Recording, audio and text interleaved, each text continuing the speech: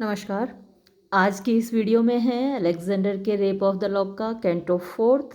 Third canto में आपने देखा कि बेलिंडा की लट कट चुकी है। अब यहाँ कैंटो फोर्थ में आप देखेंगे एक ट्रेडिशन अक्सर एपिक्स में पाई जाती है कि कोई एक कैरेक्टर अंडरवर्ल्ड की यात्रा करता है, हेड्स की यात्रा करता है। जैसे आपने ऑर्फियस के बारे में पढ़ा होगा, आपने ओडिसियस अगर पढ़ा है, ओडिसी पढ़ा है तो उसमें ओडिसियस हेड्स में जाता है, अंडरवर्ल्ड में जाता है टेयर्सियास से मिलने। वहाँ उसको बहुत सारे कैरेक्टर्स मिलते हैं, अपनी माँ भी मिलती है। और ड्यूएसा की यात्रा के बारे में भी आपने पढ़ा होगा। यहाँ आप देखेंगे यहाँ भी एक कैरेक्टर है, लगभग वैसा ही सीन क्रिएट किया गया है। गॉडेस ऑफ स्प्लीन की एक जगह गुफा यहाँ बताई गई है, वो अंडरवर्ल्ड के जैसी ही है। और वहाँ पर ये जो कैरेक्टर है अम्ब्रियल, ये जाएगा। तो चलिए देखते हैं, शुरू करते हैं। ऐसे आपको समझ में नहीं आएगा, जब आप पढ़ेंगे तो समझ में आएगा।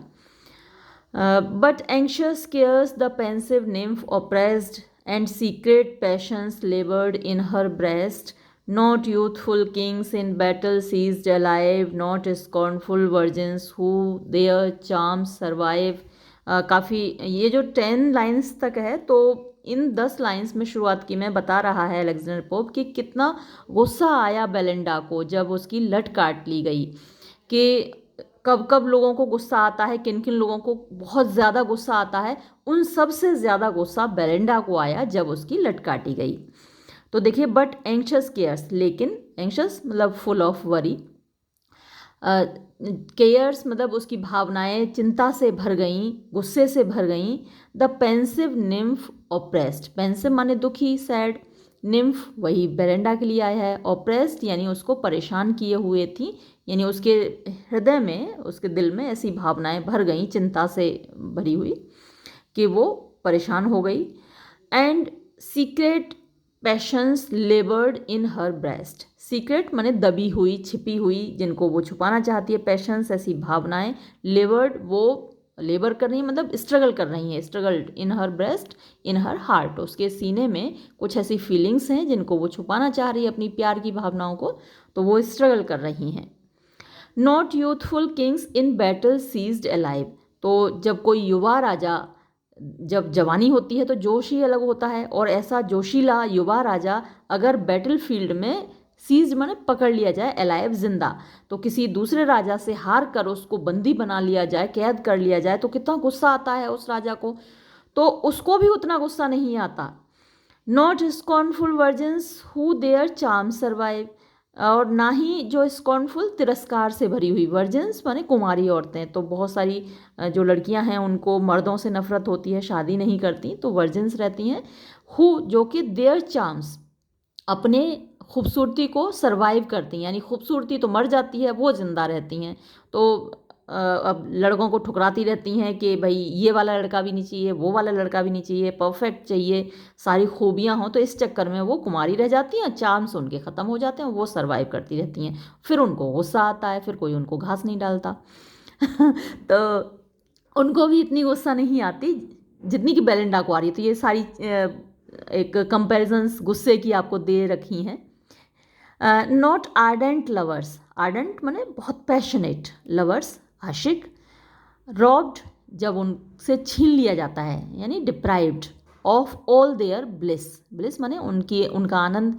तो एक लवर का जो ब्लिस है वो किस में होता है, अपनी महबूबा में होता है। आशिक को तो महबूबा चाहिए, तो जब उससे उसकी महबूबा छीन ली जाती है, robbed of all their bliss का मतलब जब when they are deprived of their beloved, तो गुस्सा तो आएगा ही जब किसी की महबूबा छीन ली जाए।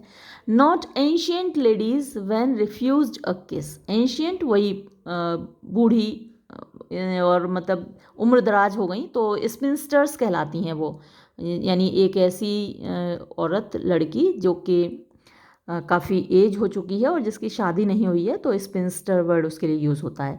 तो वैसी एंशियंट लेडीज़ यानी उम्र दराज औरतें, व्हेन रिफ्यूज्ड अ किस, जब उनको किस करने से मना कर दिया जाता है। भाई उम्र दराज हो गई, अब उनको कौन घास डालेगा, कौन उनको किस करेगा।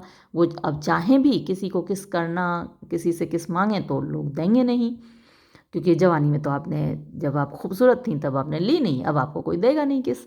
तो जब वो चाहती हैं किस करवाना और कोई उन्हें किस करने से इनकार कर दे तो गुस्सा आती है उनको। नॉट टायरेंट फियर्स, टायरेंट मतलब तानाशाह, डिक्टेटर, फियर्स मतलब बहुत ज़्यादा भयानक, बहुत ज़्यादा cruel dictators. That unrepenting die, that जो कि अनरिपेंटिंग बिना पश्चाताप किए, डाई मर जाते हैं। तो हर व्यक्ति अपने पापों के लिए प्रायश्चित करना चाहता है। तो जो डिक्टेटर्स होते हैं और जो क्रूअल डिक्टेटर्स होते हैं अपनी ज़िंदगी में जिन्होंने बहुत सारे पाप किए होते हैं तो वो रिपेंट करना चाहते हैं, लेकिन वो किसी तरीके से जब बिना रिपेंट किए मर जाते हैं तो उनको गुस्सा आता है।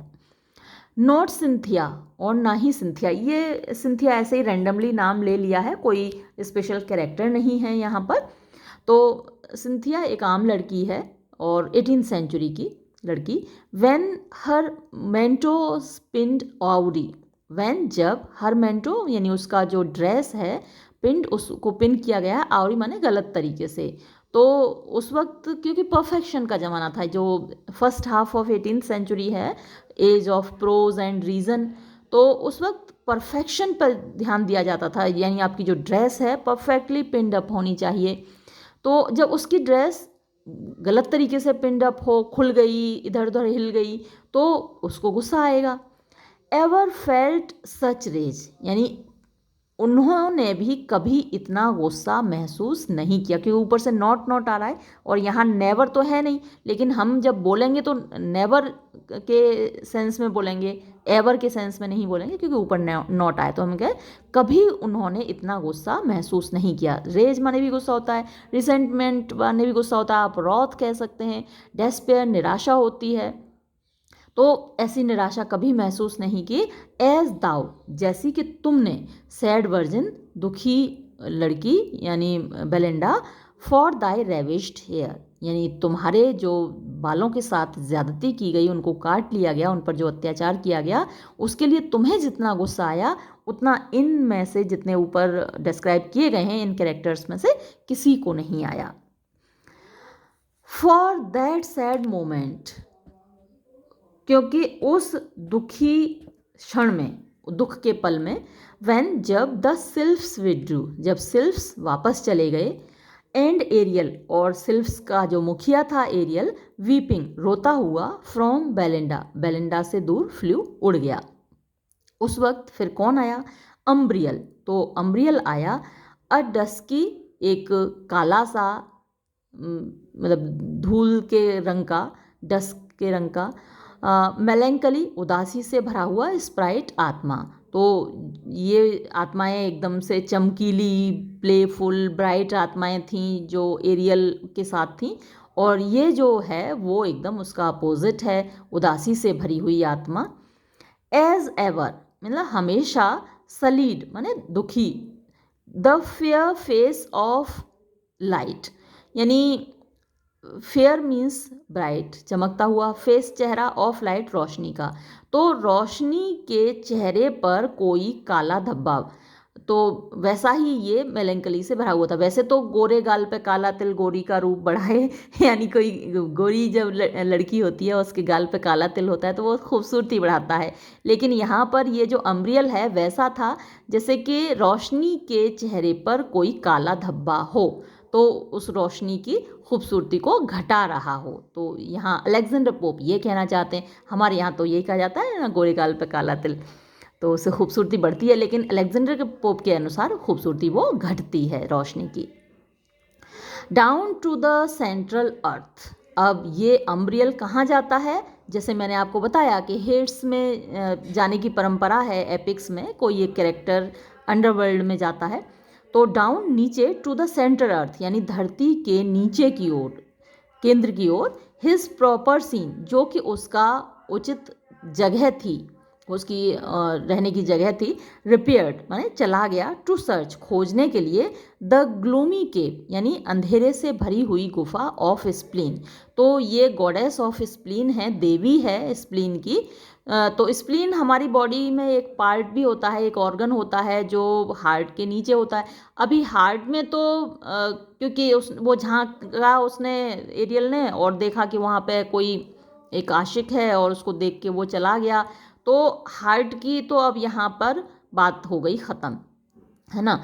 अब स्प्लीन की बात आ गई, और स्प्लीन ये माना जाता था कि ये वो बॉडी ऑर्गन है जो कि जब हावी हो जाता है तो लोग डिप्रेशन के शिकार हो जाते हैं, उदास हो जाते हैं, मेलैंकोलिक हो जाते हैं, है ना। तो मेलैंकली जो अवस्था है, डिप्रेशन की जो कंडीशन है, उसके लिए स्प्लीन का डिसफंक्शन यानी एक बॉडीली डिसफंक्शन है, वो जिम्मेदार होता है।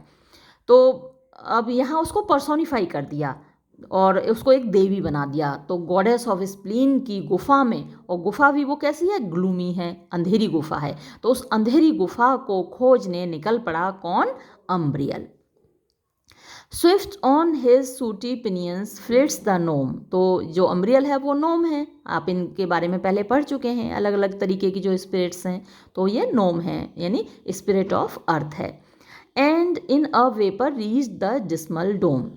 तो स्विफ्ट माने तेजी से, ऑन हिज सूटी, सूटी मीन्स डार्क ब्लैक, पिनियंस माने पंख, फ्लिट्स माने उड़ता है, द नोम, तो ये जो नोम है अम्ब्रियल, वो अपने काले पंखों से उड़ता है तेजी से।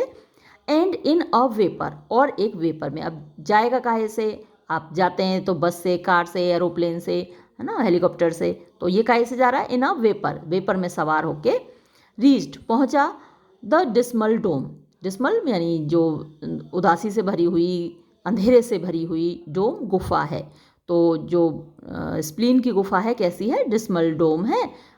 तो ये इक्विवेलेंट हो गया उसी हेड्स के जिसमें कि एपिक के कैरेक्टर्स जाते हैं। अब यहाँ पर क्योंकि ये मॉक एपिक है तो यहाँ वो प्रॉपर हेड्स तो नहीं दिखा सकते जो कि एपिक्स में दिखाते हैं। जैसा कि सबसे अच्छा डिस्क्रिप्शन मुझे ओडिसी में लगा, जो कि ओडिसियस जाता है, यूलिसिस वहाँ पर जाता है टियर्सियास से मिलने, और यहाँ वहाँ पर बहुत सारे कैरेक्टर्स उसको मिलते हैं। बड़ा अच्छा डिस्क्रिप्शन है वो। तो वो उस टाइप का डिस्क्रिप्शन तो यहाँ पर नहीं दे सकते क्योंकि ये मॉक एपिक है। तो यहाँ पर ये दूसरा क्रिएट किया ऑलमोस्ट इक्विवेलेंट। तो उस डिस्मल डोम में उस अंधेरी गुफा में जाता है Umbriel. No cheerful breeze this sullen region knows, the dreaded east is all the wind that blows. अब यहाँ कैसा हाल है, जब स्वर्ग होता है तो वहाँ कितनी अच्छी चीयरफुल ब्रीज होती है ना, तो ये स्वर्ग की खासियत है। लेकिन यहाँ क्या हाल है, नो चीयरफुल ब्रीज, यहाँ कोई खुशनुमा हवा नहीं थी, शीतल मंद पवन होती है। दिस सलन रीजन, ये जो डार्क रीजन माने क्षेत्र है, नोज यानी ये नहीं जानता, इसने कभी देखी नहीं कि खुशनुमा सुगंधित मंद पवन चल रही हो, ऐसा तो इसने कभी जाना ही नहीं। और यहाँ क्या पाया जाता है, द ड्रेडेड माने भयंकर, ईस्ट यानी पूर्वाई हवा, इज ऑल द विंड एकमात्र हवा है, दैट ब्लो जो यहाँ पर चलती है। तो आपने बड़े बूढ़ों से सुना होगा, भैया हमारे हाथ पैरन में बड़ा दर्द है, रहो है आजकल पूर्वाई हवा चल रही है। तो जो पूर्वाई हवा है अक्सर हाथ पैरों में दर्द करती है और लोगों को परेशान करती है। अब ये क्योंकि गॉडेस ऑफ स्प्लीन का एरिया है तो यहाँ कोई अच्छी हवा तो चलेगी नहीं, यहाँ वो हवा चलेगी जो लोगों को पीड़ा दे, कष्ट दे।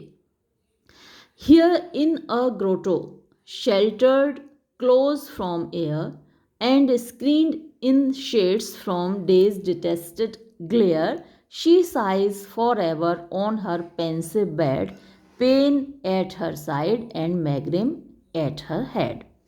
Here यहाँ पर in a grotto, ग्रोट माने केव, गुफा में, एक गुफा में, शेल्टर्ड जो कि ढकी हुई है, क्लोज माने बंद है, फ्रॉम एयर हवा से, तो एकदम ढकी हुई है जिससे कि उसमें हवा ना आ सके, ऐसी गुफा में।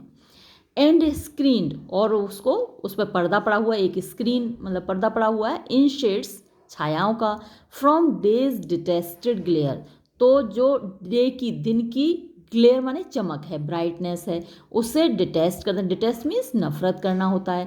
तो दिन की जो रोशनी है उससे इनको नफरत है क्योंकि ये अंधेरे की और सीरियसनेस की और मेलैंकली की, उदासी की, डेस्पेयर की देवी हैं। तो दिन की जो चमक है, खूबसूरती है, उससे इनको क्या लेना देना। तो उस सब से अपने आप को छिपाने के लिए, बचाने के लिए उस वहाँ पर स्क्रीन है, पर्दा है, शेड्स हैं। शी साइज, वो आहें भरती है। तो गॉडेस ऑफ स्प्लीन क्योंकि भाई मेलैंकली की देवी है तो उसका काम क्या है, आहें भरना। रोना, उदास होना। शी साइज, वो आहें भरती है, फॉर एवर, हमेशा के लिए। On her pensive bed, pensive माने सीरियस, अपने सीरियस, दुखी, full of sadness, suffering, sorrow. तो ऐसे बेड पर, ऐसे बिस्तर पर पड़ी हुई वो हमेशा आहें भरती रहती है। और उसके पास में कौन है? पेन एट हर साइड, उसके बगल में बैठा है पेन। तो ये सब पर्सोनिफाई किए गए हैं, दर्द, रंजो गम, ये सब पर्सोनिफाइड हैं। तो दर्द बैठा हुआ है वहाँ पर उसके बगल में। एंड मैग्रेन, जब आपके सिर में दर्द होता है, माइग्रेन का कितनी तेज भयंकर दर्द होता है। एट हर हेड, उसके सिर पर कौन बैठा हुआ है? माइग्रेन बैठा हुआ है। कभी आधे लेफ्ट साइड में होता है, कभी राइट साइड में होता है माइग्रेन का दर्द। Two handmaids wait the throne alike in place but differing far in figure and in face. अब दो इसकी परिचारिकाएं हैं, सेविकाएं हैं, हैंडमेड्स यानी सेविकाएं हैं। वेट द थ्रोन यानी वो तो महारानी है, स्प्लीन, गॉडेस ऑफ स्प्लीन। तो वेट माने इंतज़ार करती हैं, तैयार रहती हैं सेवा में उस थ्रोन के, उस राजगद्दी के। एलाइक, जो कि सिमिलर हैं, इक्वल हैं। इन प्लेस यानी पोस्ट जो उनकी है वो सिमिलर है, सिमिलर इक्विवेलेंट उनकी इम्पोर्टेंस मिलती है। बट लेकिन डिफरिंग, अलग अलग हैं। फार, बहुत ज़्यादा। इन फिगर यानी उनकी जो फिगर है, आकृति है। एंड इन फेस, और उनका जो चेहरा मोहरा है। तो रंग रूप में, आकृति में वो एक दूसरे से एकदम अलग हैं, हालांकि उनकी इम्पोर्टेंस बराबर है, पावर बराबर है, पोस्ट इक्वल है। तो वो दोनों कौन कौन हैं हैंडमेड्स, उनका नाम सुनिए। हियर स्टूड इल नेचर, तो पहली जो परिचारिका है, हैंडमेड है, वो है इल नेचर। तो जो व्यक्ति मेलेंकोलिक होता है उसकी नेचर भी इल होती है, मतलब हंसना, मजाक करना, वो सब तो उसकी नेचर में होता ही नहीं। हमेशा गुस्सा करना, बड़बड़ाना, मतलब अजीब ही किस्म का बंदा होता है मेलेंकोलिक नेचर का आदमी। तो जो पहली हैंडमेड है वो है इल नेचर। तो ये भी यहाँ पर पर्सोनिफाई कर दिया गया। लाइक एन एंशियंट मेड, तो एक एंशियंट मेड, वही जो अभी ऊपर मैंने स्पिंस्टर आपको बताया था, यानी बूढ़ी मेड माने कुंवारी। तो एक कुमारी स्त्री जो कि काफ़ी उम्र दराज हो चुकी है, तो उसको हमेशा गुस्सा आता है। देखिए, पति उसके पास है नहीं, बच्चे उसके पास है नहीं, उसको मतलब किसी चीज़ से लगाव ही नहीं होता। अक्सर कुत्ते बिल्लियों से लगाव होता है, इंसानों से नहीं होता। बच्चों की बॉल चली जाए तो बॉल वापस नहीं देंगी। अरे भैया, बच्चों को तो देख के उन्हें पता नहीं क्या हो जाता है। मेरे आसपास हैं ऐसे एग्जाम्पल्स। तो कुत्ते पिल्लों से प्यार हो जाता है उनको, इंसानों से तो नहीं होता। तो वो इल नेचर्ड हो जाती हैं कई बार। भाई हमेशा सबके लिए मैं नहीं बोल रही, लेकिन कुछ लोग का ऐसा नेचर हो जाता है। तो ill nature like an ancient maid, her wrinkled form in black and white red. Her wrinkled माने जिस पर झुर्रियाँ पड़ गई, वक्त के साथ लाइंस बन जाती है ना अपनी आपकी स्किन पे, तो रिंकल्ड फॉर्म है उसकी, झुर्रियाँ पड़ चुकी हैं।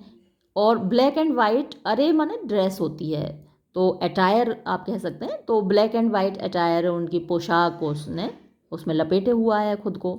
With store of prayers for morning, night and noon. अच्छा, इन औरतों की, इस तरीके की उनकी क्या एक खासियत बताई है अलेक्जेंडर पोप ने। भाई मेरी तरफ से कोई बुरा मत मानना, अगर कोई पढ़ रहा हो और कोई सुन रहा हो, तो मैं पर्सनली नहीं कह रही हूँ। अलेक्जेंडर पोप का मानना है कि इस तरीके की जो स्पिंस्टर्स हैं, विद स्टोर, उनके पास ढेर होता है ऑफ प्रेयर्स, प्रार्थनाओं का।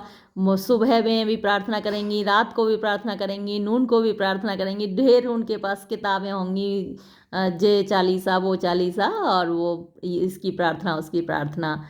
हर हैंड इज़ फिल्ड, उनका हाथ भरा हुआ है, यानी हाथ में बहुत सारी प्रार्थना की किताबें हैं। लेकिन दिल में क्या है? हर बूजम विद लैम्पून्स, और उनके सीने में क्या है? लैम्पून वो होते हैं, सटायर्स होते हैं, दूसरों का मजाक बनाना। तो अब क्योंकि इनके अपने पति, बच्चे, फैमिली वो सब तो होता नहीं, तो दूसरों का देख देख के ये उनका मजाक बनाएंगी, उनसे चिढ़ेंगी। ये देखो उसका बच्चा, उसकी गेंद आ गई हमारे यहाँ पे। मैं बार बार जो गेंद का एग्जाम्पल दे रही हूँ वही अपने पर्सनल एक्सपीरियंस से दे रही हूँ, क्योंकि बच्चों की बॉल जब चली जाती है तो ये बॉल वापस नहीं देती बच्चों की। तो हर बूजम विद लैम्पून्स, उनके सीने में क्या है, लैम्पून भरा हुआ है, दूसरों के प्रति एक तिरस्कार की, एक सटायर की भावना भरी हुई है। और मुंह में राम बगल में ईंट बोलते हैं ना, तो वो इस तरीके की हैं, इल नेचर्ड हैं। अच्छा, ये खासकर औरतों को टारगेट किया है वैसे, पता है, और मैं औरत होके इनका साथ भी दे रही हूँ, तो आदमियों को टारगेट नहीं किया इन्होंने, देखिए औरतों के लिए टारगेट किया है। दूसरी हैंडमेड देखिए, एक तो मेड ये थी इल नेचर, और दूसरी मेड क्या है, देयर अफेक्शन आप जानते हैं, वो मोहब्बत होती है, प्यार होता है, अफेक्शन माने प्यार, और अफेक्टेशन होता है दिखावा, बनावट, जब आप होते कुछ और हैं, दिखाते कुछ और हैं। थोड़ा सा तो हम सभी अफेक्टेशन करते ही हैं ना, हम अपनी रियलिटी तो किसी को नहीं दिखाते, छुपा के रखते हैं, और लेकिन कुछ लोग बहुत ज़्यादा अफेक्टेशन रखते हैं, बहुत ज़्यादा दिखावा करते हैं, तो वो वाला है, हमारा वाला नहीं है, हमारा आपका तो ठीक है थोड़ा सा। तो their affectation with a sickly mind, तो दूसरी जो मेड थी वो थी अफेक्टेशन विद अ सिकली, मतलब बीमार, और माइंड माने टेम्परामेंट, उसका जो टेम्परामेंट है वो कुछ बीमारी का सा है।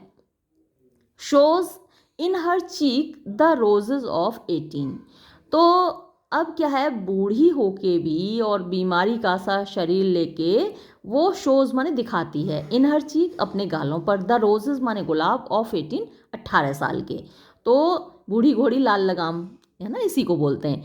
तो बूढ़ी होकर भी, रिंकल्ड होकर भी वो अपने आप को 18 साल की कच्ची कली और मतलब नाजुक सी वो दिखाती है, जैसे वो 18 साल की हो, उसकी गालों पर। तो क्या अब कैसे दिखाएगी भाई, गाल तो बूढ़े हो चुके हैं, तो रूज लगाएगी उस पर, और मेकअप करेगी, फेस पाउडर लगाएगी, रोज़ पाउडर, तो बहुत सारी चीज़ें आती हैं ना मेकअप की, तो वो सब लगा के अपने चीक्स को कैसा दिखाती है, 18 ईयर्स का दिखाती है, अफेक्टेशन, बनावट। प्रैक्टिस टू लिस्प, प्रैक्टिस माने वो प्रैक्टिस करती है, लिस्प माने तुतलाने की, जैसे बच्चियाँ बात करती, मैं तो ऐसे खाऊंगी, मैं तो ये नहीं खाऊंगी, मैं तो रसगुल्ला नहीं खाती, मैं तो समोसा नहीं खाती, तो ऐसे करके तुतलाने की वो करती हैं। मतलब 50 साल की, 40 साल की, 50 साल की औरत अगर ऐसे, मैं तो रसगुल्ला नहीं खाती, तो ऐसे बोलेगी तो क्या हो गया, वो अफेक्टेशन हो गई ना, प्रैक्टिस टू लिस्प, तो वो ऐसा करने की प्रैक्टिस करती हैं। And hang the head aside, उस ऐसे साइड में, अब मैं आपको करके कैसे दिखाऊं, मैं आपके सामने नहीं हूँ, तो एक साइड को जब आप ऐसे हेड लटका लेते हैं, तो अक्सर बच्चियाँ, लड़कियाँ ऐसे करती ना, छोटी छोटी लड़कियाँ एक साइड को हेड कर लेंगी, मैं तो ये नहीं खाऊंगी रसगुल्ला, मैं नहीं खाऊंगी, तो ऐसे करके वो 40 साल की बूढ़ी और 50 साल की बूढ़ी अगर कोई ऐसे करे एक साइड को सिर लटका के, तो कैसी लगेगी ना, अजीब लगेगी। लेकिन ये ऐसे ही करती हैं, अफेक्टेशन करती हैं, practise to lisp and hang the head aside. Faints into airs and languishes with pride, ओए होए, अब ऐसे फेंट होती हैं, जैसे बेहोश हो गई जरा सी बात पे, नाजुक सी कली, जैसे नाजुक लड़कियाँ होती हैं जरा सी चीज़ में फेंट हो जाती हैं, तो ये भी ऐसे ही दिखावा करती हैं। फेंट माने बेहोश हो जाती हैं, इनटू ईयर्स माने वैसे तो एयर माने दिखावा हाव भाव के लिए होता है, तो उनके हाव भाव में जरा सी बात पे वो मूर्छित हो जाती हैं, बेहोश होता है, सूनिंग कह सकते हैं आप। एंड लैंग्वेजेस विद प्राइड, और इस बात पर उन्हें घमंड भी होता है कि वो बीमार सी, कमज़ोर सी, अपने आप को नाजुक सी दिखाती, डेलिकेट सी, तो लड़खड़ा रही हैं, और उस बात पे उनको प्राइड भी है। On the rich quilt sings with becoming वो, wrapped in a gown for sickness and for show, अब उनको क्या है, अपनी रिच माने बड़ी अच्छी कॉस्टली क्विल्ट, रजाई खरीदी या कंबल खरीदा उन्होंने, तो सिंग्स माने उसमें बैठ जाएंगी, विद बिकमिंग वो मतलब बनावट करके, दुखी होने की, बीमार होने की, अरे भैया हम बीमार हो गए, अब उनको देखने आएंगे लोग, फिर उनको तो कम देखेंगे, उनकी जो कॉस्टली क्विल्ट है ना, रिच क्विल्ट, उनकी जो कॉस्टली कंबल नया खरीदा उसको देखेंगे, तो उसको दिखाने के लिए बीमार होने का नाटक करती हैं ये। रैप्ड इन अ गाउन, अब ये गाउन खरीदा नया महंगा सा, उसमें उसको पहन के फॉर सिकनेस बीमारी के लिए, एंड फॉर शो और दिखाने के लिए।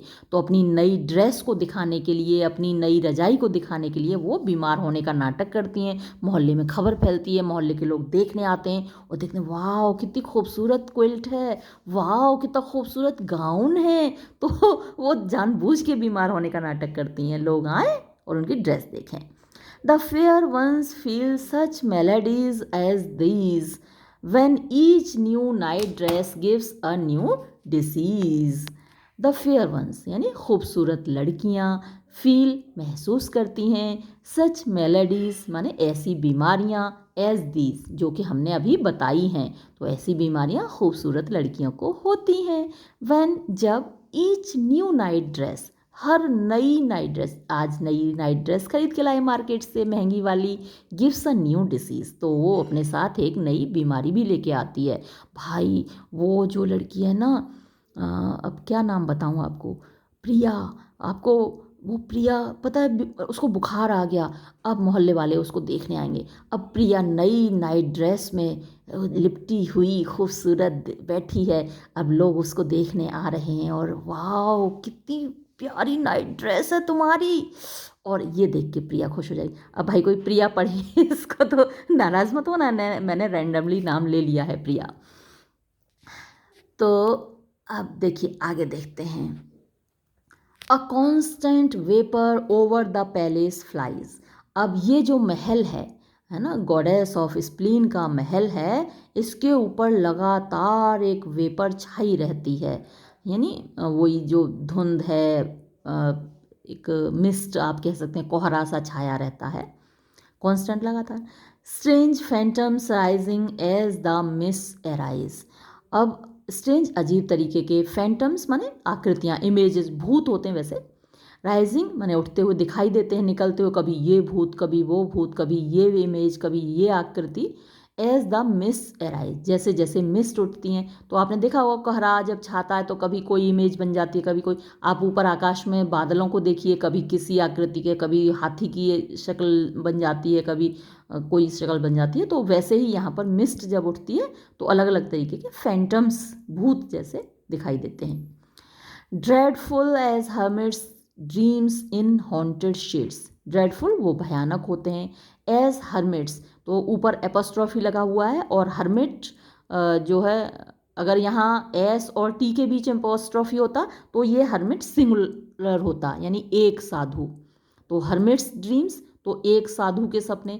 अब यहाँ क्योंकि जो एपोस्ट्रॉफी है वो एस के बाद लगा हुआ है तो ये हर्मिट्स हो गया प्लूरल, तो मीन्स साधुओं के सपने। तो जो साधु लोग हैं वो उनको सपने में दिखाई देते हैं इन हॉन्टेड शेड्स।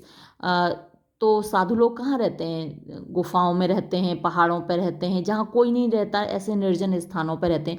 और वो स्थान क्या है, हॉन्टेड माने जाते हैं, वहाँ भूत प्रेत भी रह सकते हैं। भूत प्रेत यहाँ शहरों में तो रहते नहीं, हमारे शहर में तो कहीं नहीं दिखाई देते, हमेशा एकांत जगहों में निर्जन स्थानों पर होते हैं, जहाँ इंसान नहीं बसते वहाँ भूत प्रेत बसते हैं। तो ड्रीम्स इन हॉन्टेड शेड्स तो उन भूतिया जगहों पर जहाँ हर्मिट्स रहते हैं तो वहाँ पर वो उनको जो सपने आते हैं, जो दिखते हैं, वैसे ही भूत यहाँ पर दिखाई दे रहे हैं। और bright as visions of expiring maids, और या फिर ब्राइट चमकीले, एज विजन्स जैसे कि सपने होते हैं, ऑफ एक्सपायरिंग माने मर रही मेड्स के। तो जो कुंवारी लड़कियां हैं, मेड्स, मेड तो उन्हीं को कहा जाता है, स्पिंस्टर्स जिन्होंने शादी नहीं की, तो वो एक्सपायरिंग जब वो मर रही होती हैं तो उनको लगता है कि ज़िंदगी में यहाँ तो कोई बंदा मिला नहीं, लेकिन जब अब मर के जाएंगे तो हम स्वर्ग में जाएंगे और वहाँ हमको एंजल्स मिलेंगे, है ना। तो उनके जो विजन्स होते हैं, जो उन्हें एंजल्स के विजन्स आते हैं, और जो कि उनको जाके मौत के बाद मिलने वाले हैं angels. Now glaring fiends and snakes on rolling spires, pale spectres, gaping tombs and purple fires. तो ये अलग अलग तरीके की इमेजेस हैं, और ये सारी इमेजेस कैसे बन रही हैं, यहाँ इन्हीं मिस्ट से बन रही हैं, जो मिस्ट एराइज जो पहली दो लाइंस में बोला। तो अब किस किस तरीके की इमेज है, नाउ अब ग्लेयरिंग मैंने चमकती हुई, फिएंट्स स्पिरिट्स को बोल सकते हैं आप, आत्माएं, डेमन्स को बोल सकते हैं, राक्षस। तो जितने भी ये डेमन्स हैं, अगर आपने पैराडाइज लॉस्ट पढ़ा है तो वो पहले सारे एंजल्स ही थे, जो सैटर्न है वो खुद एक बहुत ब्राइट एंजल था और उसके सारे साथी अपने आप में एंजल्स थे, तो ग्लेयर तो उनमें अभी भी है। नाउ ग्लेयरिंग फिएंट्स, तो चमकते हुए फिएंट्स, आत्माएं, आप उनको कुछ भी नाम दे सकते हैं, डेमन्स कह सकते हैं या फिर केवल स्पिरिट्स कह सकते हैं। तो कभी कभी चमकते हुए spirits. And snakes on rolling spires, कभी कभी सांप दिखाई देते हैं जो अब गोल गोल गोल गोल ऐसे करके घूम के जा रहा है, धुआं जब उठता है तो जैसे सांप की तरह, रोलिंग स्पायर्स यानी कुंडली की तरह, सांप भी कुंडली मारता है और धुआं जो ऊपर को उठता है वो भी कुंडली की फॉर्म में उठता है, गोल गोल गोल गोल रोलिंग टाइप का। तो ऐसी आकृति बन रही है जैसे कि सांप हो, रोलिंग स्पायर्स, कुंडली मारे हुए। पेल स्पेक्टर्स, पेल माने पीले, स्पेक्टर्स वही भूत हैं। गैपिंग टूम्स, गैपिंग माने खुली हुई, टूम्स माने कब्रें। अब खुली हुई कब्र तो आप जानते हैं भैया कितनी भयानक होगी, है ना, जिसमें लाश सड़ी हुई, जिसकी मांस गल गया हो, हड्डियां हों, तो gaping tombs. And purple fires, और बैंगनी आग। तो पर्पल फायर कई तरीके की होती है, वही जब चिता जलती है वो भी फायर होती है, अलग अलग तरीके की आग होती है। तो इस तरीके की अलग अलग तरीके की यहाँ पर शेड्स, आकृतियाँ बन रही हैं, शेप्स बन रही हैं, इमेजेस बन रही हैं। Now lakes of liquid gold, Elysian scenes and crystal domes and angels in machines. तो और देखिए क्या क्या दिख रहा है। नाउ अब लेक्स माने झीलें होती हैं, ऑफ लिक्विड गोल्ड यानी लिक्विड गोल्ड की। तो गोल्ड को जब हाई टेम्परेचर पर गर्म किया जाता है तो वो लिक्विड हो जाता है। तो अब हमने तो झीलें देखी नहीं, लेकिन इमेजिन की जाती हैं लेक्स ऑफ लिक्विड गोल्ड, तो ये दिखाई देती हैं कभी तो इन हर्मिट्स को और कभी इन जो एक्सपायरिंग मेड्स हैं इनको दिखाई देती हैं। एलिशियन सीन्स, एलिशियन फील्ड्स कहलाते हैं वो, जहाँ पर ये सारे हीरोज़ हैं ना, वो उनके लिए एक वहाँ पर स्पेशल फील्ड बनाया हुआ है स्वर्ग में। जितने भी महान काम करके जाते हैं, जितने भी शहीद होते हैं, मार्टिर्स होते हैं, हीरोज़ होते हैं, वो सब जाके कहाँ रहते हैं, एलिशियन फील्ड्स में रहते हैं स्वर्ग में जाकर। तो अलग उनके लिए एक जगह बनाई गई है। तो अब हमने तो देखी नहीं, तो हम उनकी क्या है, कल्पना करते हैं। एलिशियन सीन्स उनको आते हैं, मरती हुई जो मेड्स हैं उनको लगता है कि हमें वो भी विजिट करने को मिलेगा, वहाँ सारे हीरोज़ मिलेंगे हमको, है ना, ओडिसियस हमको यहाँ वहीं मिलेगा, एक्लीस मिलेगा, हरकुलिस, बहुत सारे हीरोज़ मिलेंगे। एंड क्रिस्टल डोम्स, और डोम्स माने गुंबद, और क्रिस्टल माने चमकते हुए एकदम क्लियर चमकते हुए डोम्स हैं। एंड एंजल्स इन मशीन्स, और एंजल्स यानी देवदूत मिलेंगे इन मशीन्स की फॉर्म में। लेकिन मशीन की फॉर्म में क्या, ड्यू एक्स मशीन आप जानते हैं, मैंने टर्म कई बार बताया। तो जो जितने भी सुपरनैचुरल बीइंग्स हैं, गॉड्स, गॉडेसेस, एंजल्स, फेयरीज, ये जब इंटरफियर करते हैं इंसान की ज़िंदगी में तो उनको ड्यू एक्स मशीना कहा जाता है, जो कि आपने सारे एपिक्स में देखा है। जितने भी एपिक आप पढ़ेंगे, पैराडाइज लॉस्ट आप पढ़ेंगे, ओडिसी पढ़ेंगे, इलियड पढ़ेंगे, और तो वो क्या है, वो मशीन्स की उनका नाम दिया जाता है कि जितने भी सुपरनैचुरल बीइंग्स इंसान की ज़िंदगी में इंटरफियर करते हैं वो मशीन का काम करते हैं। तो उन सब से भी मुलाकात होगी, तो ये सारे दृश्य भी उनको दिखाई दे रहे हैं, एंजल्स इन मशीन्स, मशीन्स की फॉर्म में, यानी इंसान की ज़िंदगी में दखलंदाजी करने वाले एंजल्स, देवदूत। मुझे लगता है क्लियर हो गया होगा, मैंने तो पूरी कोशिश की है। फिर भी अगर कोई लाइन, कोई वर्ड समझ में ना आए तो आप कमेंट बॉक्स में लिखिएगा, मैं आपको और क्लैरिफाई कर दूंगी। Unnumbered throngs on every side are seen, of bodies changed to various forms by spleen. Here living teapots stand, one arm held out, one bent the handle this, and that the spout. A pumpkin there, like Homer's tripod, walks.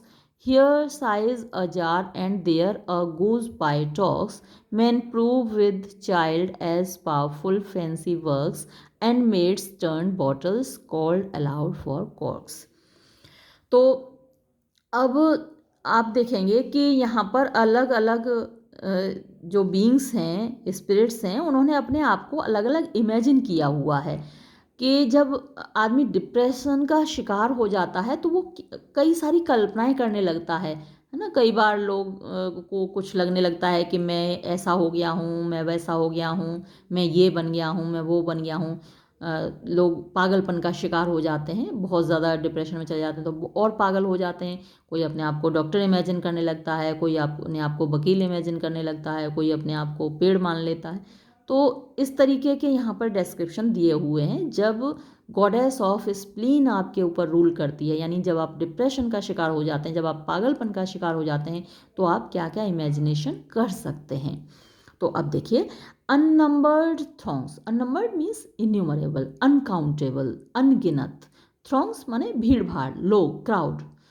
On every side यानी हर ओर, are seen दिखाई दे रहे हैं। तो बहुत सारे पागल लोग यानी डिप्रेशन के शिकार लोग यहाँ पर दिखाई दे रहे हैं। ऑफ बॉडीज यानी उनके जो शरीर हैं चेंज्ड, बदल दिए गए हैं, टू वेरियस फॉर्म्स, अलग अलग आकार में, बाई स्प्लीन, स्प्लीन जो गॉडेस है उसके द्वारा।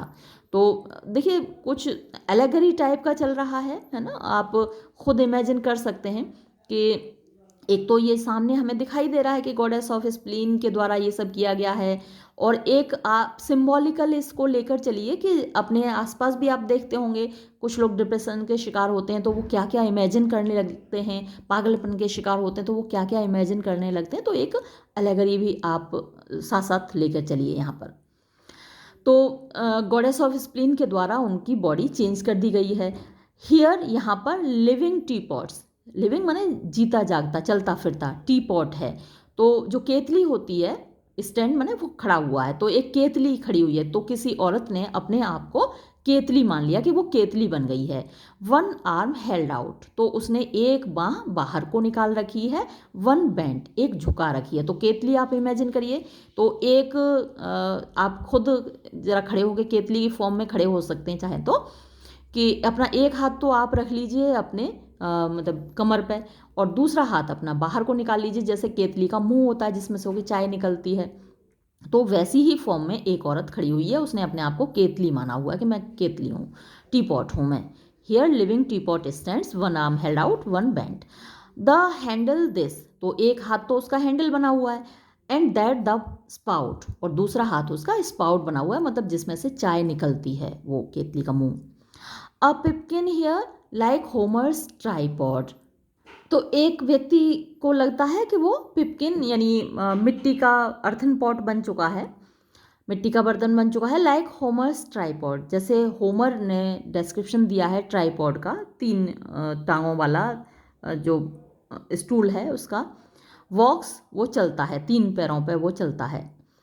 हियर साइज अ जार, तो एक व्यक्ति है जिसने अपने आप को जार समझा हुआ है और वो आहें भर रहा है। And there's a goose pi talks, और वहाँ पर गूज पाई मतलब एक भुनी हुई चिड़िया, रोस्टेड बर्ड है, तो वो बात कर रही है, उसने अपने आप को रोस्टेड बर्ड माना हुआ है और वो ऐसे ही कुतर कुतर कर रही है। मैन प्रूव विद चाइल्ड, अब यहाँ पर कुछ पुरुष ऐसे हैं जिनको लगता है कि वो प्रेग्नेंट हो गए उनके पेट में बच्चा है, तो वैसे भी हैं। एज पावरफुल फैंसी वर्क्स, क्योंकि यहाँ जो फैंसी है, जो इमेजिनेशन है, वो पावरफुल तरीके से काम कर रही है, कल्पना शक्ति बहुत तीव्र हो चुकी है, यहाँ पर पावरफुल हो चुकी है। एंड मेड्स टर्न बॉटल्स, कुछ लड़कियाँ ऐसी हैं जो बॉटल बन चुकी हैं, उनको लग रहा है कि वो बॉटल हैं। कॉल अलाउड फॉर कॉर्क्स, और वो जोर जोर से चिल्ला रही हैं, भैया हमारे मुंह पे कॉर्क तो लगाओ, बॉटल का मुंह कॉर्क से बंद किया जाता है ना, तो वो अपने आप को बॉटल समझ रही हैं और कॉर्क के लिए चिल्ला रही हैं कि हमारा कॉर्क कहाँ है, कॉर्क लगाओ हमारे मुंह पे। Safe pass the gnome through this fantastic band, a branch of healing spleenwort in this hand, in his होगा वैसे।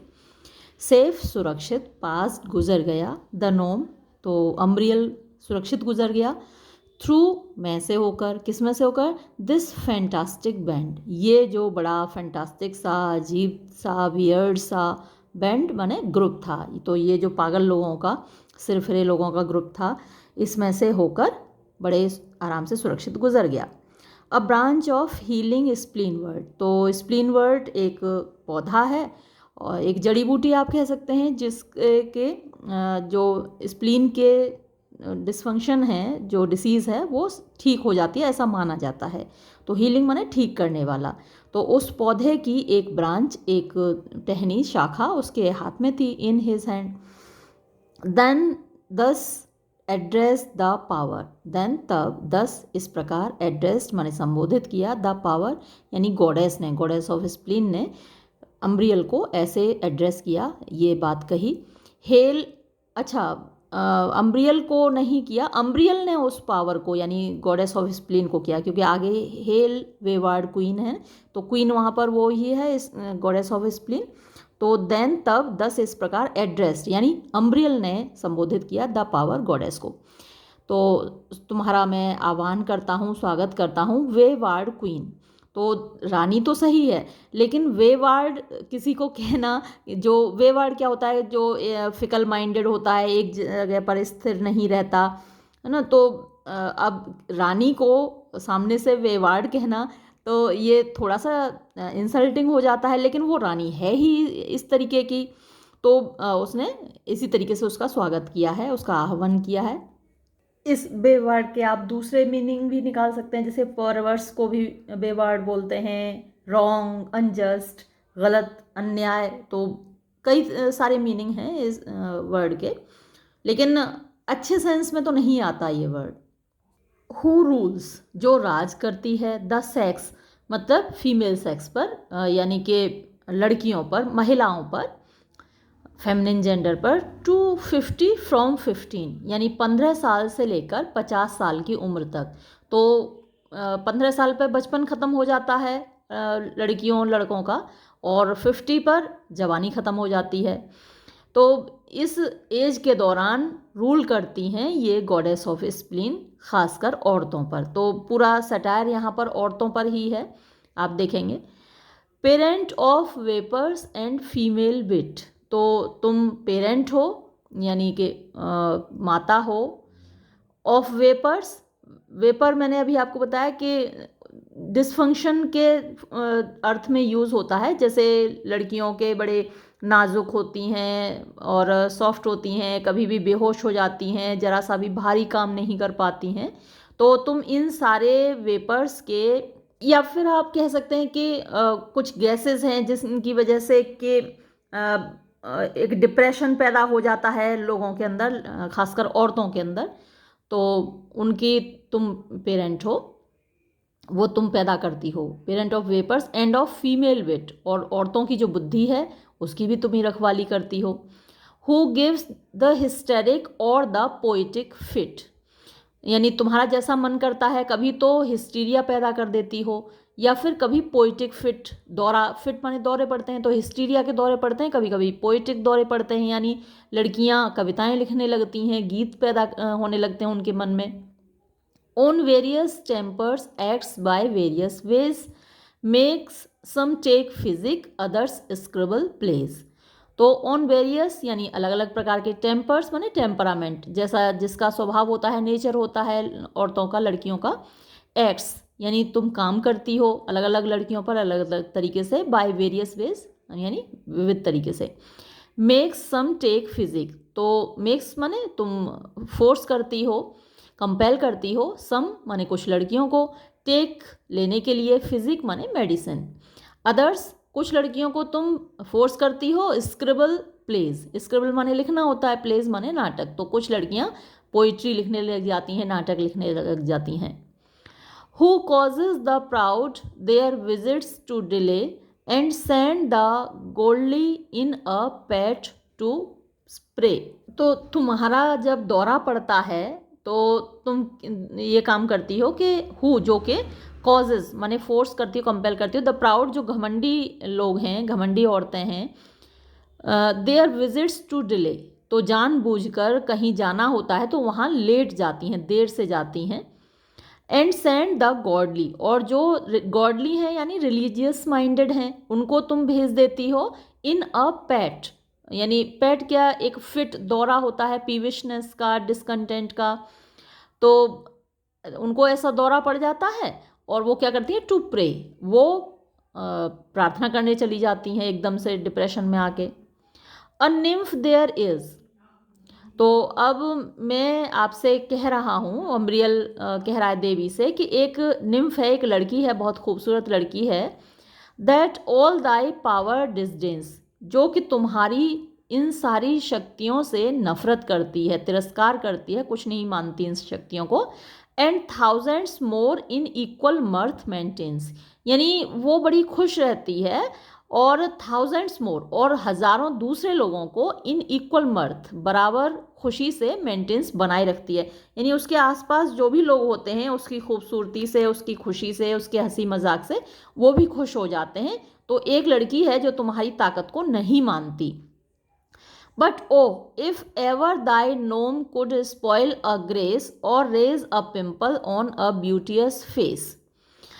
बट ओ लेकिन अरे, इफ एवर अगर कभी, दाई नोम तो मैं तुम्हारा जो नोम हूँ, तुम्हारा सेवक गुलाम नोम, कुड स्पॉइल अगर बिगाड़ सकता हूँ, अ ग्रेस माने खूबसूरती को, और रेज अ पिंपल या फिर एक पिंपल उगा सकता हूँ। तो लड़कियों की चेहरे की खूबसूरती कब कम हो जाती है? जब पिंपल उग आते हैं। तो पिंपल उगा सकता हूँ ऑन अ ब्यूटियस फेस, एक खूबसूरत चेहरे पर। Like citron waters matrons cheeks inflame or change complexions at a losing game. तो यहाँ पर अलग अलग एग्जाम्पल्स दे के अम्ब्रियल ये कहना चाह रहा है कि मैंने आपकी तरफ से इतना काम किया है, मैं आपका सेवक हूँ और जो जो आपके काम हैं मैंने ये सारे काम किए हैं आपके बिहाफ पर। तो क्या क्या किया है अभी और बता रहा है आगे। लाइक सिट्रॉन वाटर्स, तो साइट्रस यानी नींबू का पानी होता है, नींबू पानी से क्या है, मैट्रन्स चीक्स इन्फ्लेम, यानी लड़कियों के गालों को मैंने इन्फ्लेम किया है, लाल किया है। और चेंज कॉम्प्लेक्शंस, या फिर मैंने रंग बदला है लड़कियों के चेहरे का, एट अ लूजिंग गेम, जब वो गेम लूज कर जाती हैं, यानी जब ताश के पत्ते में वो हार जाती हैं तो उनके चेहरे का रंग पीला पड़ जाता है, वो काम भी मैं ही करता हूँ आपके बिहाफ पर। If ever with Airy horns I planted heads और रम्पल्ड पेटिकोट्स और टम्बल्ड बेड्स। अब और मैं क्या करता हूँ देखो, इफ एवर अगर कभी, विद एयरी हॉर्न्स, एयरी माने हवाई, हॉर्न्स सींग। तो मैंने कई बार आपको बताया कि ककोल्ड एक वर्ड है जो अक्सर यूज होता है उन पुरुषों के लिए जिनकी बीवियां बेवफा होती हैं। लेकिन ये क्या करता है अम्ब्रियल, बिना किसी बात के लोगों के मन में शक पैदा कर देता है, पतियों के मन में शक पैदा कर देता है कि उनकी बीवियां बेवफा हैं।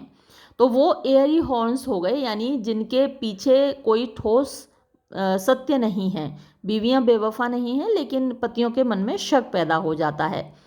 तो if ever with Airy horns I planted heads, तो मैं लोगों के सिरों पर प्लांट कर देता हूँ हॉर्न्स, यानी उनको ककोल्ड बना देता हूँ। उनको ऐसा महसूस होता है कि वो ककोल्ड हो गए हैं। कई बार आपने देखा होगा हस्बैंड लोग ऐसे होते हैं, बिना बात के शक करते हैं, तो उनके मन में ये भ्रम पैदा करने का काम कौन करता है? अम्ब्रियल करता है, या और गॉडेस ऑफ स्प्लीन के बिहाफ पर करता है। और रम्पल्ड पेटिकोट्स, तो जो औरतों के पेटिकोट्स हैं उनको मैं इधर उधर कर देता हूँ, यानी उनकी प्लेट्स बिगाड़ देता हूँ, उनकी फिटिंग बिगाड़ देता हूँ, उनको अस्त व्यस्त कर देता हूँ। और टम्बल्ड बेड्स, या फिर बिस्तर को उलट पुलट कर देता हूँ। तो ये जो सारी चीज़ें हैं करता है जिससे कि पतियों को शक होता है कि भाई उनकी एब्सेंस में बिस्तर पर कोई आया है ना, तभी तो ये बिस्तर थोड़ा सा अस्त व्यस्त हो रहा है। तो इस तरीके के चीज़ें क्रिएट करता हूँ कि पतियों के मन में शक पैदा हो अपनी पत्नियों को लेकर। Or cause suspicion when no soul was rude, or discompose the head dress of a prude. और मैंने क्या क्या करता हूँ, कॉज सस्पिशन यानी शक पैदा किया मैंने, when no soul was rude, जब कोई भी सोल यानी न पति न पत्नी, वॉज र्यूड एक दूसरे के प्रति र्यूड नहीं था यानी बेवफा नहीं था, तो मैंने शक पैदा किया।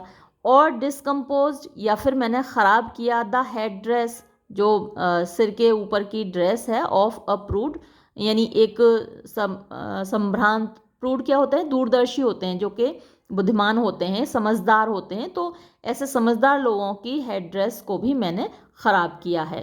तो कहने का मतलब ये है कि कोई औरत अगर ऐसी है जो कि बहुत प्रूडेंट है, बहुत समझदारी दिखाती है, अपने आप को बहुत संभाल के रखती है, अपने सिर को ढांक के रखती है ना, वो मतलब पूरी तरीके से ये दिखाती है कि वो बिल्कुल भी बेवफा नहीं है और बहुत ज़्यादा शालीन है, ग्रेसफुल है, तो उसकी ड्रेस को, उसकी हेड ड्रेस को, उसके स्कार्फ को, हेड ड्रेस आप स्कार्फ कह सकते हैं, सिर पे पहना जाता है, तो उसको मैं गड़बड़ कर देता हूँ। Or ever two costive lapdogs gave disease which not all the tears of brightest eyes could ease. और क्या करता हूँ, और देखिए इसकी शरारतें। और एवर, या फिर मैंने कभी आपके बिहाफ पे ये किया है कि कॉस्टिव लैपडॉग्स। अच्छा, कॉस्टिव एक बार को तो पढ़ के ऐसा लगता है जैसे कॉस्टली लैपडॉग्स, क्योंकि कुत्ते काफ़ी महंगे मिलते हैं जो पेट डॉग्स होते हैं, लैपडॉग्स। तो लेकिन यहाँ पर कॉस्टिव का मतलब कॉन्स्टिपेशन वाला है, कुत्ते को जब पॉटी नहीं आती तो वो बड़ा परेशान हो जाता है ना, बेचैन होकर इधर उधर घूमता है। इंसान को भी नहीं आती तो वो भी ऐसे ही हो जाता है, परेशान हो जाता है। तो कॉन्स्टिपेशन है कॉस्टिव का मतलब यहाँ। और एवर टू कॉन्स्टिव लैपडॉग्स गेव डिसीज, तो मैं उनको ऐसी बीमारी पैदा कर देता हूँ कि वो बेचैन हो जाते हैं। अब जो लड़कियाँ पालती हैं, जो नहीं पालती हैं उनके तो कोई मतलब नहीं, लेकिन जो पालती हैं उनको अपने लैपडॉग्स बड़े प्यारे होते हैं, उनकी जरा सी परेशानी उनको बर्दाश्त नहीं होती, तो इस तरीके से वो उन लड़कियों को परेशान करता है डिसीज़ देकर। Which not all the tears, और जो कि बीमारी कितने भी आंसू बहा लें, ऑफ ब्राइटेस्ट आइज, जो सबसे ज़्यादा चमकदार आंखें हैं, कुड ईज, यानी उससे आसान नहीं होती। तो पानी पीने से पॉटी आ जाती है तो अब ये जो ब्राइटेस्ट आइज वाली लड़कियां हैं, ये चाहे कितनी भी आंसू बहा लें, उससे ईज नहीं होगी वो, यानी उसका जो लैप डॉग का कॉन्स्टिपेशन है वो नहीं सही होगा। ऐसा मैं कर देता हूँ, ऐसी बदमाशियाँ मैं कर देता हूँ, शैतानी। तो अगर मैंने आपके बिहाफ पे ये सब कुछ किया है तो अब एक बात सुनो, चैलेंज टाइप का दे रहा है। हियर मी, मेरी बात सुनो, एंड टच बेलिंडा, और बेलिंडा को जरा टच करो विद चैग्रिन। चैग्रिन मतलब थोड़ी बेचैनी या फिर दुख या फिर हताशा, डिप्रेशन, तो जो तुम्हारी खासियतें हैं उनसे जरा एक बार छू लो अपनी छड़ी से बेलिंडा को, थोड़ा उसके एंगर को प्रवोक करो। That single act gives half the world the spleen. तो अगर अब देखो, पहले एक लाइन आई थी, Belinda smiled and the whole world was gay, Belinda मुस्कुराई और सारा जहान खुश हो गया। अब सेम उसी टाइप की ये भी लाइन है कि दैट सिंगल एक्ट, ये एकमात्र तुम्हारा काम, यानी बेलिंडा अगर दुखी हो जाएगी, गुस्सा आ जाएगा, उसके गुस्से को अगर आप प्रोवोक कर दोगे तो आपका ये एक काम गिव्स हाफ द वर्ल्ड, तो आधे संसार को द स्प्लीन, स्प्लीन दे देगा। मतलब जो अब यहाँ पर हाफ द वर्ल्ड, पुरुष सारे उनको स्प्लीन हो जाएगा, है ना। एक खूबसूरत लड़की को गुस्से में देखकर, परेशान देखकर, जो सारे आधा वर्ल्ड है, आधी दुनिया है, वो स्प्लीन का शिकार हो जाएगी, डिप्रेशन में चली जाएगी। तो यहाँ पर फिर से उसी तरीके का हाइपरबल है, एग्जेजरेशन है, जैसा वहाँ पर था कि बेलिंडा मुस्कुराई और सारा जहान खुश हो गया। आगे देखिए, the goddess with a discontented air seems to reject him though she grants his prayer.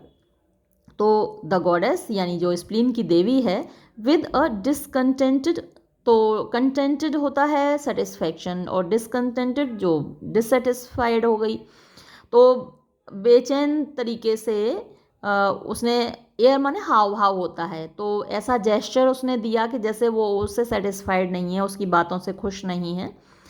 Seems, ऐसा लग रहा था, टू रिजेक्ट हिम, कि उसकी बातों को वो रिजेक्ट कर रही है, यानी लेकिन वो रिजेक्ट नहीं कर रही है, उसकी बात को मान रही है, लेकिन उसका जेस्चर इस तरीके का, क्योंकि गॉडेस ऑफ स्प्लीन है, डेस्पेयर, निराशा की देवी है, तो खुश तो होगी नहीं, खुश होना तो उसकी आदत में है ही नहीं, उसकी नेचर में ही नहीं है। तो किसी की बात को मानते हुए भी ऐसा जेस्चर है उसके चेहरे पर कि जैसे वो रिजेक्ट कर रही हो। सीम्स टू रिजेक्ट हिम, ऐसा लग रहा है जैसे उसको रिजेक्ट कर रही है, दो हालांकि शी ग्रांट्स हिज प्रेयर, वो उसकी प्रेयर को ग्रांट कर रही है, मतलब एक्सेप्ट कर रही है, मान रही है उसकी बात को, जो भी वो कह रहा है उस बात को वो एक्सेप्ट कर रही है। A wondrous bag with both her hands she winds like that where once Ulysses held the winds। अब अगर आपने ओडिसी पढ़ा है, होमर का महाकाव्य, तो वहाँ पर ये जिक्र आता है, यूलिसिस को एक विंड ऑफ बैग्स दिया गया था, हवाओं के देवता Aeolus, ईलस, आप उसको जैसे भी प्रोनाउंस करना चाहें, तो उसको दिया गया ये बैग। अब उसमें विंड्स कैद हैं, तो वो अपने लिए फेवरेबल विंड चला सकता है, जिस दिशा में जाना है उस दिशा की हवा चला सकता है, या फिर अपने दुश्मनों के लिए वो ख़राब हवा भी चला सकता है उनको दूर भगाने के लिए। तो उसको ये पावर दी गई थी विंड्स को कंट्रोल करने की। हालांकि वो कुछ उल्टा जाता है बाद में, तो काफ़ी संघर्ष करना पड़ता है यूलिसेस को। एक बार ओडिसी ज़रूर पढ़िएगा। तो वैसा ही एक बैग यहाँ पर गॉडेस ऑफ स्प्लीन देती है अम्ब्रियल को। तो देखिए, अ वंडरस, एक बड़ा मिरेकुलस, एक चमत्कारी bag, with both her hands, अपने दोनों हाथों से, शी बाइंड्स, वो बांधती है, लाइक दैट, उसी बैग की तरह, where once Ulysses held the winds, जैसे एक थैले में यूलिसेस ने एक बार हवाओं को कैद करके ले गया था। There she collects the force of female lungs. अब उसमें क्या कलेक्ट करके भरा हुआ है उस बैग में, देखिए तो बड़ी मज़ेदार चीज़ें कैद करी हैं। देयर, उस थैले में, शी कलेक्ट्स, उसने इकट्ठा किया है, द फोर्स, ताकत को, ऑफ फीमेल लंग्स, यानी जो औरतों के, लड़कियों के लंग्स हैं, फेफड़े हैं। तो जब आप बहुत ज़ोर से चिल्लाते हैं, चीखते हैं, तो क्या है, आपके लंग्स काम करते हैं। तो अब लंग्स मजबूत होने चाहिए उसके लिए। अगर आप के लंग्स मजबूत नहीं और आप चीखेंगे तो फेफड़े फट जाएंगे ना आपके, तो कमज़ोर फेफड़ों से तो आप चीख नहीं सकते। तो वो फोर्स उसमें भरी हुई है थैले में।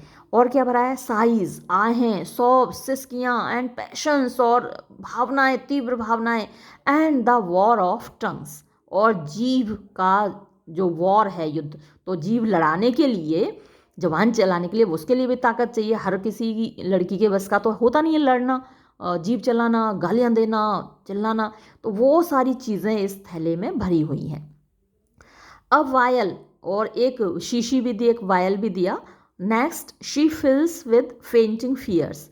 तो अब उसमें क्या भरा हुआ है, फेंटिंग मानी बेहोशी बेहोश होने वाले, फियर्स माने डर। तो जो नाजुक लड़कियां होती हैं वो जल्दी से डर जाती हैं, बेहोश हो जाती हैं, तो वो भी इसमें भरा हुआ है।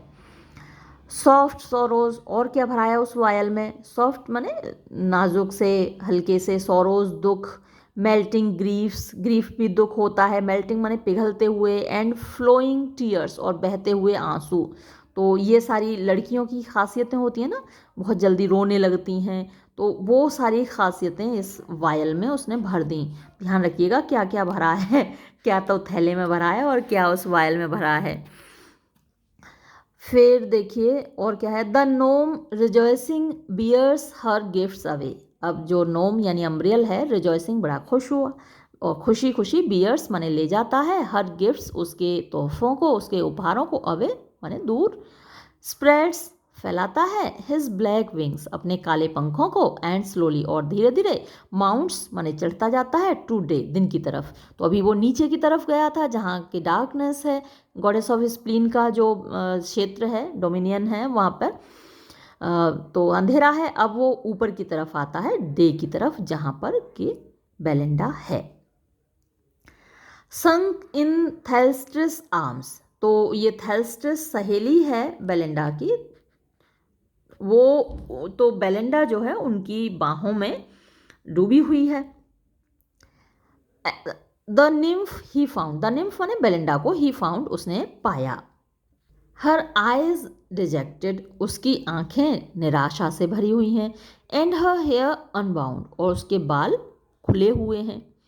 Full over her heads the swelling bag he rent, full मतलब पूरा भरा हुआ, ओवर देयर हेड्स उनके सिरों पर, तो थेल्स्ट्रिस और बेलिंडा दोनों के सिरों पर, द स्वेलिंग बैग वो फूला हुआ थैला, ही रेंट माने उसने पटक दिया, खोल दिया। एंड और ऑल द फ्यूरीज, जो फ्यूरीज हैं, गुस्से की देवियां हैं, इश्यूड निकल आई, एट द वेंट उस खुले हुए जो मुंह खुला थैले का उसमें से। तो फ्यूरीज के बारे में भी थोड़ा सा पढ़ लीजिएगा।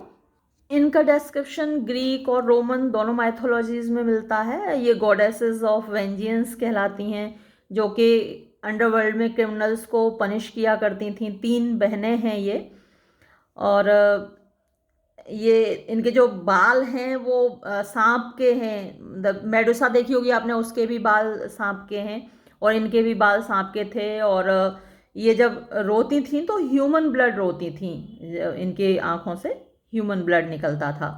एक ग्रीक पोइट है हेसियोड, उसका कहना है कि ये जो फ्यूरीज हैं ये गिया जो कि गॉडेस ऑफ अर्थ है और यूरेनस इन दोनों की बेटियां थीं। कुछ ऑथर्स कहते हैं कि एक नाइक्स जो नाइट है और इरेबोस डार्कनेस है, इन दोनों की बेटियां थीं ये। जब हम होमर का इलियड पढ़ते हैं तो उसमें ये डिस्क्रिप्शन है कि फ्यूरीज ने एगामेम्नोन को रोक दिया था अपना रीज़न यूज़ करने से, अपनी बुद्धि यूज़ करने से, और उसने अनवाइज एक्ट्स किए थे इनकी वजह से। खैर छोड़िए, हम बहुत डिटेल में चले गए। Belinda once with more than mortal ire. अब बेलिंडा जलने लगी। विद मोर देन यानी ज़्यादा, मॉर्टल आयर, मॉर्टल माने जितना इंसान का होता है, ह्यूमन, आयर माने गुस्सा, रॉथ। तो एक इंसान जितना गुस्सा कर सकता है, जितना गुस्से में जल सकता है, उससे कहीं ज़्यादा गुस्से में बेलिंडा जलने लगी, क्योंकि अब तो उसके सर पर फट चुका है वो थैला। And fierce Thalestris fans the rising fire. अब दोनों सहेलियों के सिर पर फटा है, तो जो थेल्स्ट्रिस है उसकी सहेली, वो भी फियर्स हो चुकी है, भयानक हो चुकी है, और वो फेंस माने और हवा देती है उसके गुस्से की आग को। द राइजिंग फायर, उठती हुई ज्वाला को और भड़का देती है। ओ रेचेड मेड, अरे अभागी लड़की, she spread her hands and cried. तो थेल्स्ट्रिस ने अपने हाथ दोनों फैलाए और वो चिल्लाई। While Hampton's echoes wretched maid replied. और हैम्पटन कोर्ट में एकदम गूंजता है, क्योंकि जो ऊंचा पटाव होता है जिन हॉल्स का, तो वो गूंजती है उनमें आवाज़। तो उसकी जो इकोज हैं, उन्होंने इन शब्दों को दोहराया, रेचेड मेड, उसने काफ़ी ज़ोर से बोला है इन शब्दों को, और वो वहाँ पर इको हुए। Was it for this you took such constant care, the bodkin, comb and essence to prepare? यानी क्या इसी दिन के लिए, यही देखने के लिए तुमने इतना सारा मेहनत की थी? Was it for this? क्या इसी के लिए था? You took such constant care, constant लगातार, care माने तुमने संभाला अपने आप को, अपने बालों को। द बोडकिन, तो ये पिन होती हैं जो लगाई जाती हैं, क्लिप कह सकते हैं आप। कोम, कंघे, अलग अलग तरीके के सॉफ्ट कंघे खरीदे थे। एंड इसेंस, और परफ्यूम्स लगाए थे। टू प्रिपेयर, तैयार किए थे, मतलब अपने बालों को इसी दिन के लिए तैयार किया था। For this your locks in paper durance bound, for this, इसी की खातिर, योर लॉक्स, तुमने अपनी लटों को, इन पेपर ड्यूरेंस, जब बालों को कर्ल करना होता है तो पेपर में लपेट के उनको, आपने देखा होगा, फिल्मों में देखा होगा, नहीं तो अगर आप उस पर ब्यूटी पार्लर पे देखें तो वहाँ पे कर्ल किए जाते हैं इस तरीके से बालों को कागज़ में लपेट के। तो तुमने पेपर ड्यूरेंस में, मतलब कागज़ के उन स्लिप्स में बांधा था बालों को। फॉर दिस, इसी के लिए, विथ टॉर्चरिंग आयरन्स, वो कष्ट देने वाले आयरन्स, तो गर्म चिमटे से भी उनको कर्ल किया जाता है। रीड अराउंड, यानी तुमने गोल गोल उनको किया था, कर्ली किया था अपने बालों को इसी दिन के लिए। For this with fillets strained your tender head, for this, इसी दिन के लिए, विद फिलेट्स, वो बैंड होते हैं ना जो माथे पर बांध दिए जाते हैं, सिर पर बांध दिए जाते हैं, तो उनको फिलेट्स बोलते हैं। स्ट्रेंड माने परेशान किया था, थोड़ा प्रेशर तो पड़ता ही है जब आप कोई चीज़ बांधते हैं सिर पर, माथे पर, तो कष्ट दिया था तुमने। योर टेंडर माने नाजुक हेड, सिर को, अपने नाजुक सिर को। एंड ब्रेवली, और बहादुरी से, बोर, बर्दाश्त किया था। The double loads of lead, यानी लेड के डबल लोड्स को, तो ये पिन हैं, क्लिप हैं, सारी चीज़ें हैं, आयरन है, वो तो वो सारा जो बोझा तुमने बर्दाश्त किया बड़ी बहादुरी से, क्या इसी दिन के लिए? गॉड्स, हे भगवान, शैल द रेविशर डिस्प्ले योर हेयर, क्या वो रेविशर यानी कि जो बैरन है पीटर, डिस्प्ले दिखाएगा योर हेयर, तुम्हारे बालों को।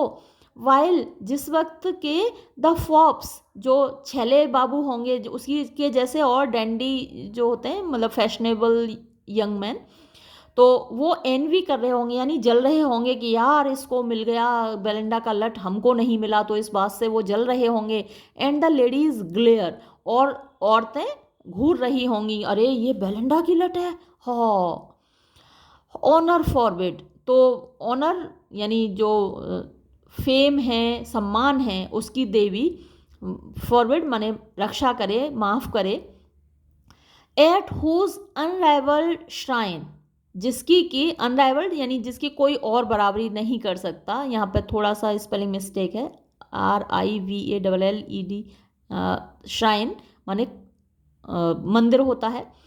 तो जिसके मंदिर में, जिसकी बेदी पर, जो कि जिसका कोई मुकाबला नहीं कर सकता, उस बेदी पर ईज यानी आराम, प्लेजर आनंद, वर्च्यू, अब देखिएगा ऑनर और वर्च्यू, ऑनर सम्मान होता है और वर्च्यू यानी वो चेस्टिटी है और वो क्वालिटी है औरतों की, लड़कियों की वो। And all our sex resign, तो जो हमारा सेक्स माने जेंडर है, जो यानी जो सारी औरतें हैं वो कुर्बान कर देती हैं अपने आराम को, खुशी को और वर्च्यू को। वर्च्यू पर मैं ख़ास एम्फेसाइज कर रही हूँ, इस पर ध्यान दीजिएगा कि ऑनर का मतलब यहाँ वो सम्मान नहीं है बल्कि वो फेम है, यानी वर्चुअस होना उतना ज़रूरी नहीं जितना वर्चुअस जाना जाना यानी दिखना, लोगों को पता चलना चाहिए कि फलां लड़की बड़ी वर्चुअस है। तो इस फेम की खातिर, इस नाम की खातिर वो वर्च्यू को भी क्या कर देती हैं, कुर्बान कर देती हैं, रिज़ाइन कर देती हैं, अपना सब कुछ कुर्बान कर देती हैं सिर्फ नाम की खातिर। तो वो ऑनर, वो फेम मतलब बचाए रखे, ऑनर फॉरवर्ड का मतलब प्रिवेंट करे ऐसी घटना होने से, ऐसा ना हो पाए। Methinks already I your tears survey, already hear the horrid things they say. Me thinks मुझे लगता है, ऑलरेडी पहले ही, आई मैं, योर टीयर्स तुम्हारे आंसू को, सर्वे मैंने देख रही हूँ, ऑलरेडी पहले ही, हियर मैं सुन रही हूँ, द हॉरिड थिंग्स वो भयानक चीज़ें, दे से जो वो कह रहे हैं, यानी जो होगा तुम्हारी बालों को, लटों को वहाँ दिखाया जाएगा, तो और फिर लोग क्या कहेंगे, कितनी भयानक बातें बोलेंगे, वो मुझे सुनाई दे रही हैं। Already see you a degraded toast and all your honour in a whisper lost. Already see तो मैं पहले से ही देख पा रही हूँ, यू तुमको, अ डिग्रेडेड माने जो नीचे गिर चुका, टोस्ट, टोस्ट वो वाला नहीं है जो ब्रेड आप सेकते हैं, वो भी टोस्ट कहलाते हैं, लेकिन टोस्ट का मतलब यहाँ किसी की खातिर शराब पी जाती है उसको टोस्ट कहते हैं, जैसे चीयर्स, ये बेलेंडा के लिए हम पी रहे हैं दारू, तो वो टोस्ट कहलाता है।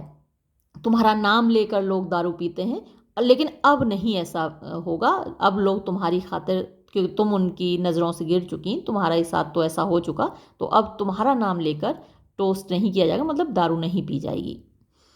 एंड ऑल योर ऑनर, और तुम्हारा सारा सम्मान, इन अ विस्पर एक फुसफुसाहट में लॉस चला गया। लोग कहेंगे, हे पता है तुम्हें बेलेंडा की लट कट गई, तो ये तुम्हारा सारा ऐसे फुसफुसाएंगे तुम्हारे बारे में।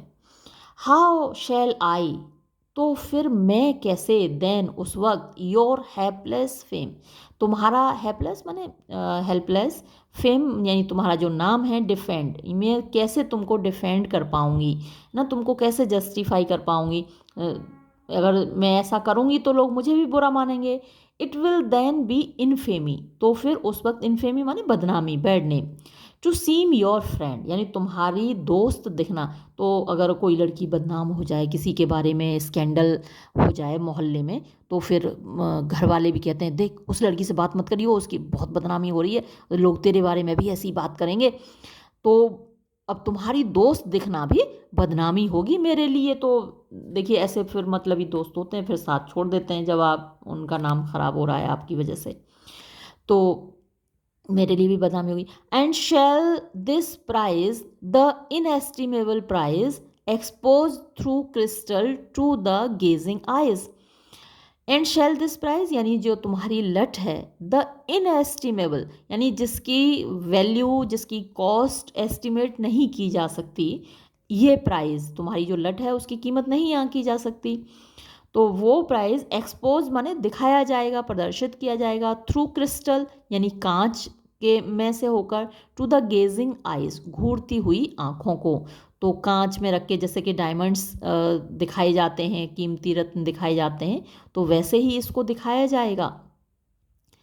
And heightened by the diamonds circling rays on that rapacious hand for ever blaze, यहाँ RAPA और होना चाहिए।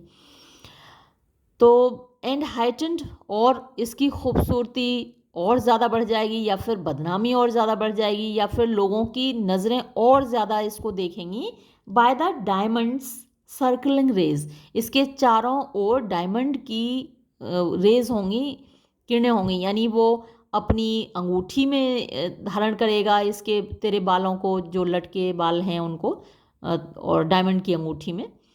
ऑन दैट रेपेशियस हैंड, यानी जिसने रेप किया, तुम्हारे बालों को काटा, उन हाथों पर, फॉर एवर, हमेशा, ब्लेज माने चमकेंगे, तो तुम्हारे बाल डायमंड की अंगूठी में, उस रेपिस्ट के हाथों में हमेशा चमकेंगे क्या?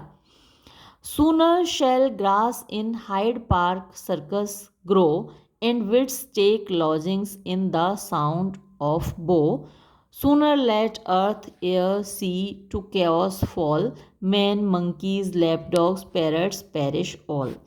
तो ऐसा होने से पहले ये ना हो जाए, हम कहते हैं ऐसा हो इससे पहले ये ना हो जाए, तो वो क्या कह रहा है कि ऐसा होने से पहले, सूनर माने इससे पहले, शेल ग्रास यानी घास, इन हाइड पार्क सर्कस, तो हाइड पार्क सर्कस वो जगह है हाइड पार्क में जहाँ पर के फैशनेबल लड़कियां घूमती हैं टोंगा में, या फिर जो घोड़ा गाड़ी है उसमें घूमती हैं, उस पर पाथ पर, तो उसको हाइड पार्क सर्कस कहा जाता है। तो अब अगर वहाँ कोई नहीं घूमेगा तभी तो उस पर घास उगेगी, ऐसा कभी होता नहीं कि वहाँ पर फैशनेबल लड़कियाँ घूमें ना। तो ऐसा होने से पहले कि ये सब कुछ हो, उससे पहले घास ना उगे आए हाइड पार्क सर्कस में। एंड विट्स, और जो बुद्धिमान लोग हैं, टेक लॉजिंग्स, वो जाके ना रहने लगें, इन द साउंड ऑफ बो, तो एक बो स्ट्रीट है जहाँ पर के गरीब लोग और बिना पढ़े लिखे लोग वो सब रहते हैं। तो विट्स यानी पढ़े लिखे लोग, बुद्धिमान लोग, बड़े लोग, वो वहाँ नहीं रहते बो स्ट्रीट में। तो ऐसा होने से पहले बुद्धिमान लोग बो स्ट्रीट में जाके ना रहने लगें। Sooner let earth, air, sea to chaos fall, men, monkeys, lapdogs, parrots perish all.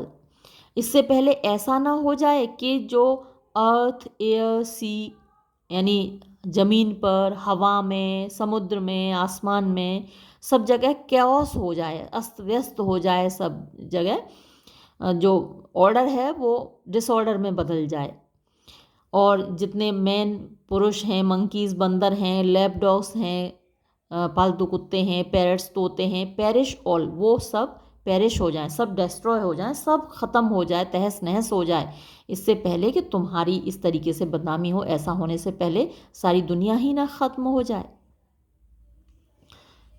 She said, उसने कहा, यानी थेल्स्ट्रस ने ये सब कुछ कहा। देन, तब, रेजिंग, गुस्से से, टू सर प्लूम, ये सर प्लूम है, ये इसके थेल्स्ट्रस के आशिक हैं। रिपेयर्स यानी उनकी तरफ मुड़ती है, उनकी तरफ जाती है, सरप्लूम की तरफ। एंड बिड्स, और बिड्स माने कमांड्स, ऑर्डर्स, आज्ञा देती है। हर बो, अपने बो मतलब अपने आशिक को, अपने बॉयफ्रेंड को। Demand the precious hair, demand कि वो मांगे पीटर से, द प्रेशस हेयर, उस कीमती लट को, लॉक ऑफ हेयर को। Sir Plume of amber snuff box justly vain, तो इनके पास एक स्नफ बॉक्स था। स्नफ जो सूंघ कर नशा किया जाता है, टोबैको पाउडर होता है जिसे सूंघते हैं, और जब ज़्यादा सूंघ लेते तो काफ़ी छींकें आती हैं, तो ये उस वक्त का फैशन था। कितना बुरा लगेगा गंदा कि कोई नाक से सूंघे और फिर छींक मारे, कितना गंदा लगेगा, लेकिन फैशन था उस वक्त का। एम्बर मैंने वो उनका पीला स्नफ बॉक्स था, और जस्टली वेन वो मतलब उनके ऊपर ये चीज़ फवती थी, सूटेबल थी कि वो उस पर वेन माने घमंड करते थे। और किस चीज़ पर घमंड था? And the nice conduct of a clouded cane. एक केन माने बेंत थी उनके पास, क्लाउडेड माने जिस पर पैचेस बने हुए थे, धब्बे बने हुए थे, और नाइस कंडक्ट यानी वो उसे अच्छे से होल्ड करते थे, पकड़ते थे, तो इस बात पर भी उनको गर्व था। तो इन दो चीज़ों पर उनको गर्व था। विद अर्नेस्ट आइज, अर्नेस्ट आप सिंसियर कह सकते हैं, तो सिंसियर आँखों के साथ या सीरियस आँखों के साथ, and round and unthinking face, तो उनका गोल मटोल अनथिंकिंग फेस था, यानी देखकर ही लगता था कि इस आदमी का ऊपर का जो माला है वो खाली है दिमाग काम नहीं करता, अनथिंकिंग फेस था उनका। He first the snuff box open, तो अपनी बिलविड की बात सुनकर, थेल्स्टिस की बात सुनकर उन्होंने पहले तो अपना स्नफ बॉक्स खोला, एंड देन द केस, और उसके बाद फिर केस खोला, यानी जो मामला है लटका वो बाद में खोला। एंड दस ब्रोक आउट, और इस तरीके से वो फट पड़े, यानी बड़ी बेवकूफ़ाना तरीके से वो बात करेंगे अभी, तो उससे आपको अंदाज़ा लग जाएगा कि बेवकूफ़ आदमी है ये। माई लॉर्ड, हे मेरे स्वामी, वाई क्यों, वॉट द टेबल, क्या, कैसे, किस राक्षस ने आपको अपनी गिरफ्त में ले लिया, यानी ये कहने का तरीका है वॉट द डेवल, यानी आपको आखिर हुआ क्या, ऐसा आपने कैसे किया। जाउंड्स, जाउंड्स यानी गॉड्स वाउंड्स, गॉड्स वूंड्स, जो जीसस क्राइस्ट को घाव लगे थे क्रॉस पर चढ़ाए जाने के वक्त, क्रूसीफिक्शन के टाइम, तो उन घावों की कसम खाई जाती है। तो ये बहुत सारी कसमें खा रहे हैं यहाँ पर, जो कि एक अच्छा बिहेवियर नहीं माना जाता, अच्छी आदत नहीं मानी जाती क्रिश्चियनिटी में, इस तरीके से कसमें खाना। तो वो बार बार कसमें खा रहे हैं। डैम द लॉक, यानी वो लॉक को आपने काटा, ये जो आपका एक्टिविटी थी वो डैमनेबल थी, कर्स्ड थी। बिफोर गॉड, यानी गॉड के सामने, यू मस्ट बी सिविल, आपको सिविल होना चाहिए, थोड़ा सभ्य होना चाहिए। तो कोई भी सेंटेंस वो पूरा नहीं कर रहे हैं, कहीं कसम खा रहे हैं, कहीं कुछ बोल रहे हैं, तो इस तरीके के सेंटेंस उनके मुंह से निकल रहे हैं, और नशा तो वैसे भी कर लिया उन्होंने। प्लेग ऑन इट, यानी आपने जो किया है उस पर प्लेग हो जाए, आपको प्लेग हो जाए। टिज पास्ट अ जेस्ट, जेस्ट मजाक होता है, तो ये मजाक से कहीं ज़्यादा बढ़ गया है, आपने जो किया है ये मजाक की बात नहीं है, उससे कहीं ज़्यादा है। ने प्रदी, नहीं, मैं आपसे दरख्वास्त करता हूँ पॉक्स, आपको पॉक्स हो जाए, यानी ये जो काम है इतना गंदा है कि आपको पॉक्स हो जाए, चिकन पॉक्स हो जाए। गिव हर द हेयर, उसके बाल वापस करो। ही स्पोक, उसने बोला, एंड रैप्ड हिज बॉक्स, और फिर अपना जो स्नफ बॉक्स था वो धाए से कट से बंद कर लिया। It grieves me much, replied the peer again, who speaks so well should ever speak in vain. तो देखिए, इट ग्रीव्स मी मच, मुझे इसका बहुत दुख है। रिप्लाइड द पियर, जवाब दिया, पियर माने पीटर ने, बैरन ने, अगेन फिर से। हु स्पीक्स, जो बोलता है, सो वेल इतना अच्छा, तो आपने देखा ही कितना अच्छा बोल रहा है, तो ये भी सटायरिकल हुआ। जो इतना अच्छा बोल रहा है, should ever speak in vain, तो वो कभी व्यर्थ ही बोले, इन वेन बेकार में बोले, यानी उसका बोलना जाया हो गया, बर्बाद हो गया, बेकार हो गया, क्योंकि कोई फ़र्क तो मुझे पड़ने वाला नहीं है, मैं तुम्हारे कहने से ये लौटाने वाला नहीं हूँ, तुम इतना अच्छा बोलते हो लेकिन तुम्हारा बोलना बेकार है। बट बाय दिस लॉक, लेकिन इस लट की कसम, दिस सेक्रेड लॉक, इस पवित्र लट की कसम, आई स्वीयर, मैं कसम खाता हूँ, कसम खाकर ये कहता हूँ, which never more shall join its parted hair, और ये कसम विच जो कि नेवर मोर, अब कभी नहीं, शैल जॉइन जाके जुड़ेगी, इट्स पार्टेड हेयर, जिन बालों से ये बिछड़ गई है, जहाँ से ये कट गई है, अब वहाँ जाकर ये कभी नहीं जुड़ेगी, इस बात की मैं कसम खाता हूँ। विच नेवर मोर, जो कि फिर कभी नहीं, इट्स ऑनर्स, अपना सम्मान, शैल रिन्यू, वापस नया कर सकेगी, वापस पा सकेगी, ऐसा कभी नहीं होगा। Clipped from the lovely head where late it grew, clipped यानी उसको काट लिया गया है, फ्रॉम द लवली हेड उस खूबसूरत सिर से, वेयर जहाँ, लेट हाल ही में, इट ग्रू ये उगी हुई थी, तो वहाँ कभी नहीं अब जाएगी। That while my nostrils draw the vital air, that के मैं इस बात की भी कसम खाता हूँ कि वाइल जब तक माई नॉस्ट्रल्स मेरे नाक के जो नथुने हैं, ड्रॉ खींच रहे हैं, द वाइटल एयर ये जीवनदायी हवा को, दिस हैंड ये हाथ, विच वन इट जिसने कि इस लट को जीता था, शेल फॉर एवर वियर तो हमेशा कंगन की तरह इस लट को मैं लपेट कर पहनूंगा अपने हाथ में। ही स्पोक वो बोला, एंड स्पीकिंग और बोलते हुए, इन प्राउड ट्रिम्फ यानी बड़े गर्व से, जीत के हाव भाव दिखाते हुए, स्प्रेड उसने फैलाया, अपने हाथ पर फैलाया, the long contented honours of her head, तो द लॉन्ग कंटेंटेड का मतलब जिसके लिए बहुत लंबे समय से लोग लालायित थे, उसके लिए प्रतिद्वंद्विता कर रहे थे, राइवल्स थे, ऑनर्स सम्मान, ऑफ हर हेड उसके सिर का, तो उसके सिर पर जो लटें थीं उनको हासिल करने के लिए बड़े लंबे समय से लोग, आशिक लोग लगे हुए थे। But Umbriel hateful gnome forbears not so, but लेकिन अम्ब्रियल जो कि हेटफुल नोम है यानी घृणित टाइप का नोम है, फॉरबियर्स नॉट सो इतने से ही शांत नहीं हुआ, सेटिस्फाई नहीं हुआ। ही ब्रेक्स द वायल, तो एक वायल भी आपको याद होगा गॉडेस ऑफ स्प्लीन ने दिया था और एक थैला दिया था, तो थैला तो उसने आते ही पटक दिया था थेल्स्ट्रिस और बेलेंडा के सिर पे, अब वायल को भी फोड़ दिया उसने।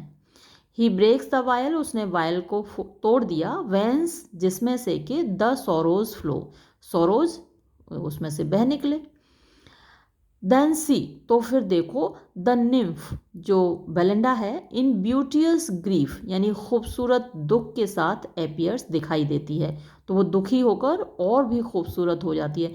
तो जो खूबसूरत नाजनीनाएँ होती हैं, हसीनाएँ, वो तो हर तरीके से खूबसूरत लगती हैं, वो मुस्कुराएं तो खूबसूरत, वो रोएं तो खूबसूरत, वो गुस्सा करें तो खूबसूरत, है ना। तो बेलिंडा का जो दुख है वो भी ब्यूटियस है, खूबसूरत है। हर आइज हाफ लैंग्विशिंग उसकी आंखें आधी झुकी हुई आधी बंद, हाफ ड्राउंड इन टीयर्स और आधी डूबी हुई किसमें, आंसुओं में।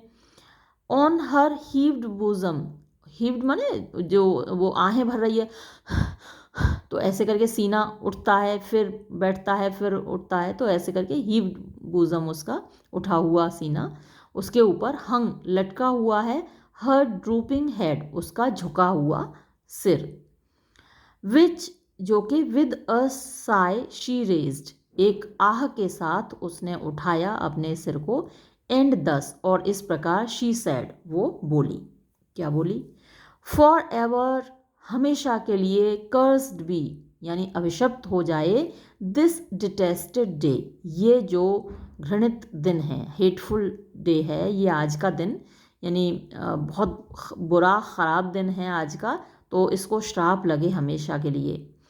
विच स्नेच्ड विच जिसने की यानी आज के दिन ने, स्नेच्ड छीन लिया, माई बेस्ट मेरा सर्वश्रेष्ठ, माई फेवरेट मेरा प्रिय, कर्ल यानी मेरा जो घुंघराली लट थी, अवे उसको मुझसे दूर कर दिया, happy ah 10 times happy had I been, अरे मैं तो 10 गुनी खुशी होती, कितनी खुश होती मैं, 10 गुनी खुश होती, इफ़ हैम्पटन कोर्ट अगर हैम्पटन कोर्ट को these eyes had never seen मेरी इन आँखों ने कभी ना देखा होता।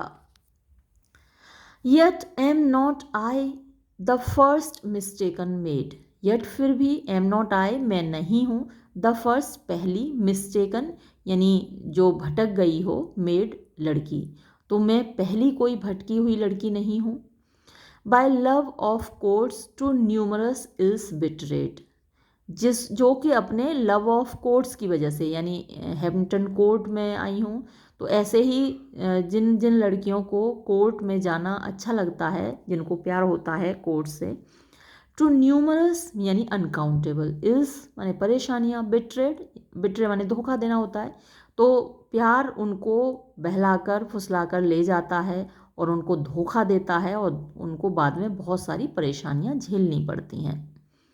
ओह हैड आई रेदर अनएडमायर्ड रिमेन्ड, तो मेरे मन में तो ये इच्छा थी कि सब लोग मेरी तारीफ़ करें, मेरी खूबसूरती की तारीफ़ करें, लेकिन इससे तो अच्छा ये होता हैड आई रेदर अनएडमायर्ड, इससे बेहतर ये होता कि मैं अनएडमायर्ड रहती, मेरी कोई तारीफ़ नहीं करता, रिमेन्ड मन रहती। इन सम लोन आइल, किसी निर्जन द्वीप में, है ना, सेक्लूडेड आइल में, आइलैंड में, द्वीप में मैं रहती। और डिस्टेंट नॉर्दर्न लैंड, या फिर कहीं दूर उत्तरी ध्रुव पर, है ना, उत्तर की ज़मीन पे, धरती पे मैं रहती। वेयर, जहाँ द गिल्ट चैरियट, दमकते हुए ये जो चैरियट हैं, ये गाड़ियाँ हैं, या फिर गिल्ट चैरियट सूरज का भी होता है। और आपको पता है कि जो जैसे पोल्स हैं, नॉर्थ पोल साउथ पोल, तो उनमें सूरज की रोशनी नहीं पहुंच पाती है, तो उसके लिए भी हो सकता है। और जो गिल्ट चैरियट उन घोड़ा गाड़ियों के लिए भी हो सकता है जिनमें कि ये लड़कियां घूमती थीं। तो वेयर, जहाँ पर द गिल्ट चैरियट यानी सजे हुए रथ, नेवर मार्क्स द वे, कभी अपना रास्ता नहीं बना पाते, यानी वहाँ नहीं पहुँच पाते। वेयर नन लर्न ओम्बर, जहाँ किसी को ओम्बर का यानी ये ताश के पत्तों का खेल जो अभी इन्होंने खेला है वो किसी ने नहीं सीखा, किसी को नहीं आता। नन एवर टेस्ट बोही, और ना ही कभी किसी ने, बोही काली चाय होती है, तो वो चाय कभी किसी ने नहीं पी, क्योंकि अभी यही सब तो हुआ था, चाय पी, लोगों ने कॉफ़ी पी, और उसके बाद ओमर का गेम खेलने के बाद चाय कॉफ़ी पी, उसके बाद ही तो ये पूरा कांड हुआ था। तो ये दोनों चीज़ें वहाँ किसी ने नहीं देखी उस सेक्लूडेड आइलैंड पर या फिर उस नॉर्दर्न लैंड पर। There kept my charms concealed from the mortal eye, like roses that in deserts bloom and die. There, वहाँ पर, केप्ट माई चार्म्स, मैं अपनी खूबसूरती को रखती, कंसील्ड, छिपा कर, फ्रॉम मॉर्टल आई माने इंसानों की आँखों से, लाइक रोजेस, उन गुलाबों की तरह, दैट जो कि इन डेजर्ट्स, रेगिस्तानों में, ब्लूम, खिलते हैं, एंड डाई, और वहीं पर मर जाते हैं, कोई नहीं देखता। ये जो लाइन है उससे मैच करती है जो आपने elegy written in a country churchyard मेरे साथ पढ़ी थी, तो वहाँ भी सेम लाइन थी कि बहुत सारे फ्लावर्स बड़े खूबसूरत होते हैं, खुशबूदार होते हैं, लेकिन रेगिस्तानों में खिलते हैं जहाँ उनको, उनकी खूबसूरती को कोई अप्रिशिएट करने वाला नहीं होता, उनकी खुशबू कोई सूंघने वाला नहीं होता। तो मैं भी उन्हीं गुलाबों की तरह होती। What moved my mind with youthful lords to roam? Oh, had I stayed and said my prayers at home. What moved, यानी किस चीज़ ने मुझको कंपेल किया, बाध्य किया, my mind, मेरे दिमाग को बाध्य किया, with youthful lords, यानी इन युवकों के साथ, to roam, घूमने के लिए। तो इन जवान लड़कों के साथ घूमने के लिए मेरे दिमाग को किसने कंपेल किया?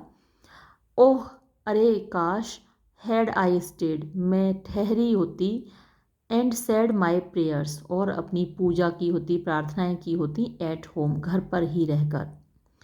It was this the morning omen seemed to tell, thrice from my trembling hand the patch box fell. It was this, अच्छा तो ये ही घटना थी, द मॉर्निंग ओमेंस, यानी सुबह सुबह जो मुझे अपशकुन हो रहे थे, सीम्ड टू टेल, ऐसा लगता था कि वो अपशकुन मुझे बता रहे थे, मुझे वार्निंग दे रहे थे कि कोई एक्सीडेंट तुम्हारे साथ होने वाला है आज।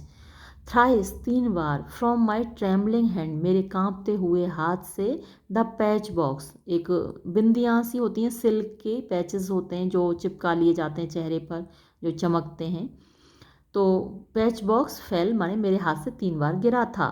The tottering china shook without a wind, nay Poll sat mute and Shock was most unkind. और क्या क्या हुआ था? द टॉटरिंग माने लड़खड़ाता हुआ, कांपता हुआ, चाइना यानी जो क्रॉकरी थी उसकी, चाइना की, तो जो बर्तन हैं चाइना के वो हिल रहे थे, लड़खड़ा रहे थे। शुक, हिल रहे थे, कांप रहे थे, विदाउट अ विंड, बिना हवा के, यानी ऐसी कोई तेज़ हवा नहीं चल रही थी और फिर भी मेरी जो क्रॉकरी थी वो हिल रही थी। ने नहीं, अरे इसके साथ ये भी हुआ था। पॉल सैट म्यूट, पॉल तोता है, उसका पेट पैरट है। तो तोता कभी शांत तो रहता नहीं, कुछ ना कुछ बोलता ही रहता है, पटर पटर। लेकिन आज सुबह में पॉल सैट बैठा हुआ था म्यूट, बिल्कुल शांत गुमसुम बैठा हुआ था। एंड शॉक, शॉक उससे आप परिचित हैं, उसका पालतू कुत्ता है। वॉज मोस्ट अनकाइंड, उसने बड़ा क्रूअल तरीके से व्यवहार किया था, बड़ा बुरा व्यवहार किया था। तो ये सारे अपशकुन थे। A sylph too warned me of the threats of fate in mystic visions now believed too late. अरे अब उसको याद आ रहा है, क्योंकि उसके सपने में सिल्फ ने उसको वार्निंग दी थी। अ सेल्फ टू, एक सिल्फ ने भी वॉर्नड मी, मुझको चेतावनी दी थी, of the threats of fate, कि भाग्य में कुछ गलत होने वाला, धमकियां भाग्य से मिल रही हैं। इन मिस्टिक विजन्स, जो मेरे सपने थे वो मिस्टिक थे, मीन्स मिस्टीरियस थे, रहस्यमयी सपने थे। नाउ बिलीव टू लेट, अब मुझे उन पर विश्वास हो रहा है, लेकिन अब बहुत देर हो चुकी है। मुझे पहले ही उन पर विश्वास करना चाहिए था और नहीं आना चाहिए था। सी, देखो, the poor remnants of these slighted hair, my hands shall rend what even thy rapine spares. तो देखिए, हेयर और स्पेयर होना चाहिए ना, या फिर यहाँ पे हेयर्स होना चाहिए था, लेकिन हेयर का प्लूरल नहीं होता। तो सी, देखो, द पुअर रेमनेंट्स, यानी बेचारा, रेमनेंट माने जो बचा हुआ हिस्सा है, ऑफ दी स्लाइटेड हेयर, स्लाइटेड माने इंसल्टेड, जो मेरे बाल हैं, यानी कि इतनी बेइज्जती की गई, तो उनका जो बचा हुआ भाग है। माई हैंड्स, मैं अपने हाथों से, शेल रैंड, उनको काट डालूंगी। What even thy rapine spares, तो जो तुम्हारे रेपिस्ट हाथ हैं, उन्होंने जिस चीज़ को स्पेयर कर दिया, छोड़ दिया जिन बालों को, उनको अब मैं खुद ही अपने हाथों से काट दूंगी। दीज, ये, in two sable ringlets taught to break, once gave new beauties to the snowy neck. These, मेरे ये बाल, in two sable ringlets, in two दो, सेबल माने काली, रिंगलेट्स माने वो लटों के फॉर्म में, घुंघराली लटों की फॉर्म में। टॉट, मैंने इनको टीच किया था, मतलब इनको पाला था, इनको इस तरीके से मोल्ड किया था, ट्रेनिंग दी थी। टू ब्रेक माने ब्रेक होने की, तो उसकी लटें, जो बाल हैं उसके दो लटों में, दो भागों में ब्रेक होते थे, अलग अलग हो जाते थे, पार्टीशन उनका हो जाता था। तो ऐसी मैंने ट्रेनिंग दी थी, बालों को इस तरीके से सेट किया था। वंस, एक वक्त ऐसा था, गेव, दिया करते थे, न्यू ब्यूटीज़, नई खूबसूरती, टू द स्नोई नेक, यानी मेरी जो बर्फ़ जैसी सफ़ेद गर्दन है, उसको नई खूबसूरती दिया करते थे। तो गोरी गोरी गर्दन और काली काली बालों की लट बहुत खूबसूरत लगती थी। द सिस्टर लॉक, तो एक लट तो काट ली पीटर ने, जो दूसरी लट है वो सिस्टर लॉक, नाउ सिट्स, अब वो बैठी हुई है, अनकूथ मतलब गंदी सी, घबराई सी, परेशान सी, अलोन, अकेली। एंड, और, इन इट्स फेलोज फेट, यानी अपने साथी के दुर्भाग्य को देखकर, फोर सीज, यानी पहले से देख रही है, इट्स ओन, अपना। तो उसको ऐसा लग रहा है कि भविष्य में उसको भी इसी तरीके से किसी आशिक के द्वारा काट लिया जाएगा, तो उसको अपना भविष्य दिखाई दे रहा है। बड़ा सुंदर सा देखिए एलिट्रेशन है, F F F, fellow's, fate, foresees. Uncurled it hangs, अब उसमें जो कर्ल था, घुमाव पड़ा हुआ था, वो कर्ल, तो घूंघर, जो घुंघराले बाल थे उसके, अब वो अनकर्ल्ड हो गया है, यानी उसका जो फोल्ड था वो खुल गया है। तो ये इट हैंग्स, ये लटका हुआ है बिना कर्ल हुए। द फेटल शीयर्स डिमांड्स, तो वो भी मांग रहा है कि भैया वो जो फेटल शीयर्स थी, मतलब उसे भी काट डालो, कैंची ले आओ, वो भी डिमांड कर रहा है उसी की, कि मुझे भी मेरी बहन के पास ही पहुंचा दो, मेरे साथी के पास। एंड टेम्प्ट्स, और आकर्षित कर रहा है, वंस मोर, एक बार फिर से, दाई सैक्रिलेजियस हैंड्स, सैक्रिलेजियस मतलब अपवित्र, तुम्हारे जो अपवित्र हाथ हैं उनको फिर से बुला रहा है कि भाई एक बार और आओ, मुझे भी काट ले जाओ। आओ, hadst thou cruel been content to seize hair less in sight or any hair but these. अरे तुम क्रूअल, यानी दुष्ट निर्दयी इंसान पीटर, है बीन कंटेंट, यानी तुम संतुष्ट हो जाते, टू सीज माने पकड़कर, हासिल करके या काट कर, हेयर लेस इनसाइड, उन बालों को जो कि कम नज़र आते हैं। यानी ये तो प्रोमिनेंट हेयर थे उसके, जो हर वक्त दोनों लटें इतनी खूबसूरत दिखती रहती थीं। तो कुछ बाल उसके ऐसे भी हैं जो कि लेस प्रोमिनेंट हैं और लोगों की नज़र में इतना नहीं आते। तो काश तुम उन बालों को काट लेते और एनी हेयर या फिर कोई कोई से भी बाल काट लेते, बट दीज सिवाय इनके। लेकिन वो कोई और बाल क्यों काटता भाई, इतनी खूबसूरत ये लटें थीं जिन पर बेलिंडा को नाज था, जिनको देखकर सभी आकर्षित होते थे। जो बेस्ट चीज़ थी, सबसे ज़्यादा अट्रैक्टिव चीज़ थी, वही तो वो काटेगा। उस बाकी के बाल जो कि अनअट्रैक्टिव हैं, जिनको कोई देखता नहीं, उनको वो क्यों काटेगा। तो बेलिंडा का ये कथन बेकार ही है ना। चलिए, तो ये हमारा कैंटो 4 ख़त्म हुआ। अगले वीडियो में हम कैंटो 5 करेंगे। वीडियो पहले ही बहुत लंबी हो गई है। तब तक के लिए शुक्रिया।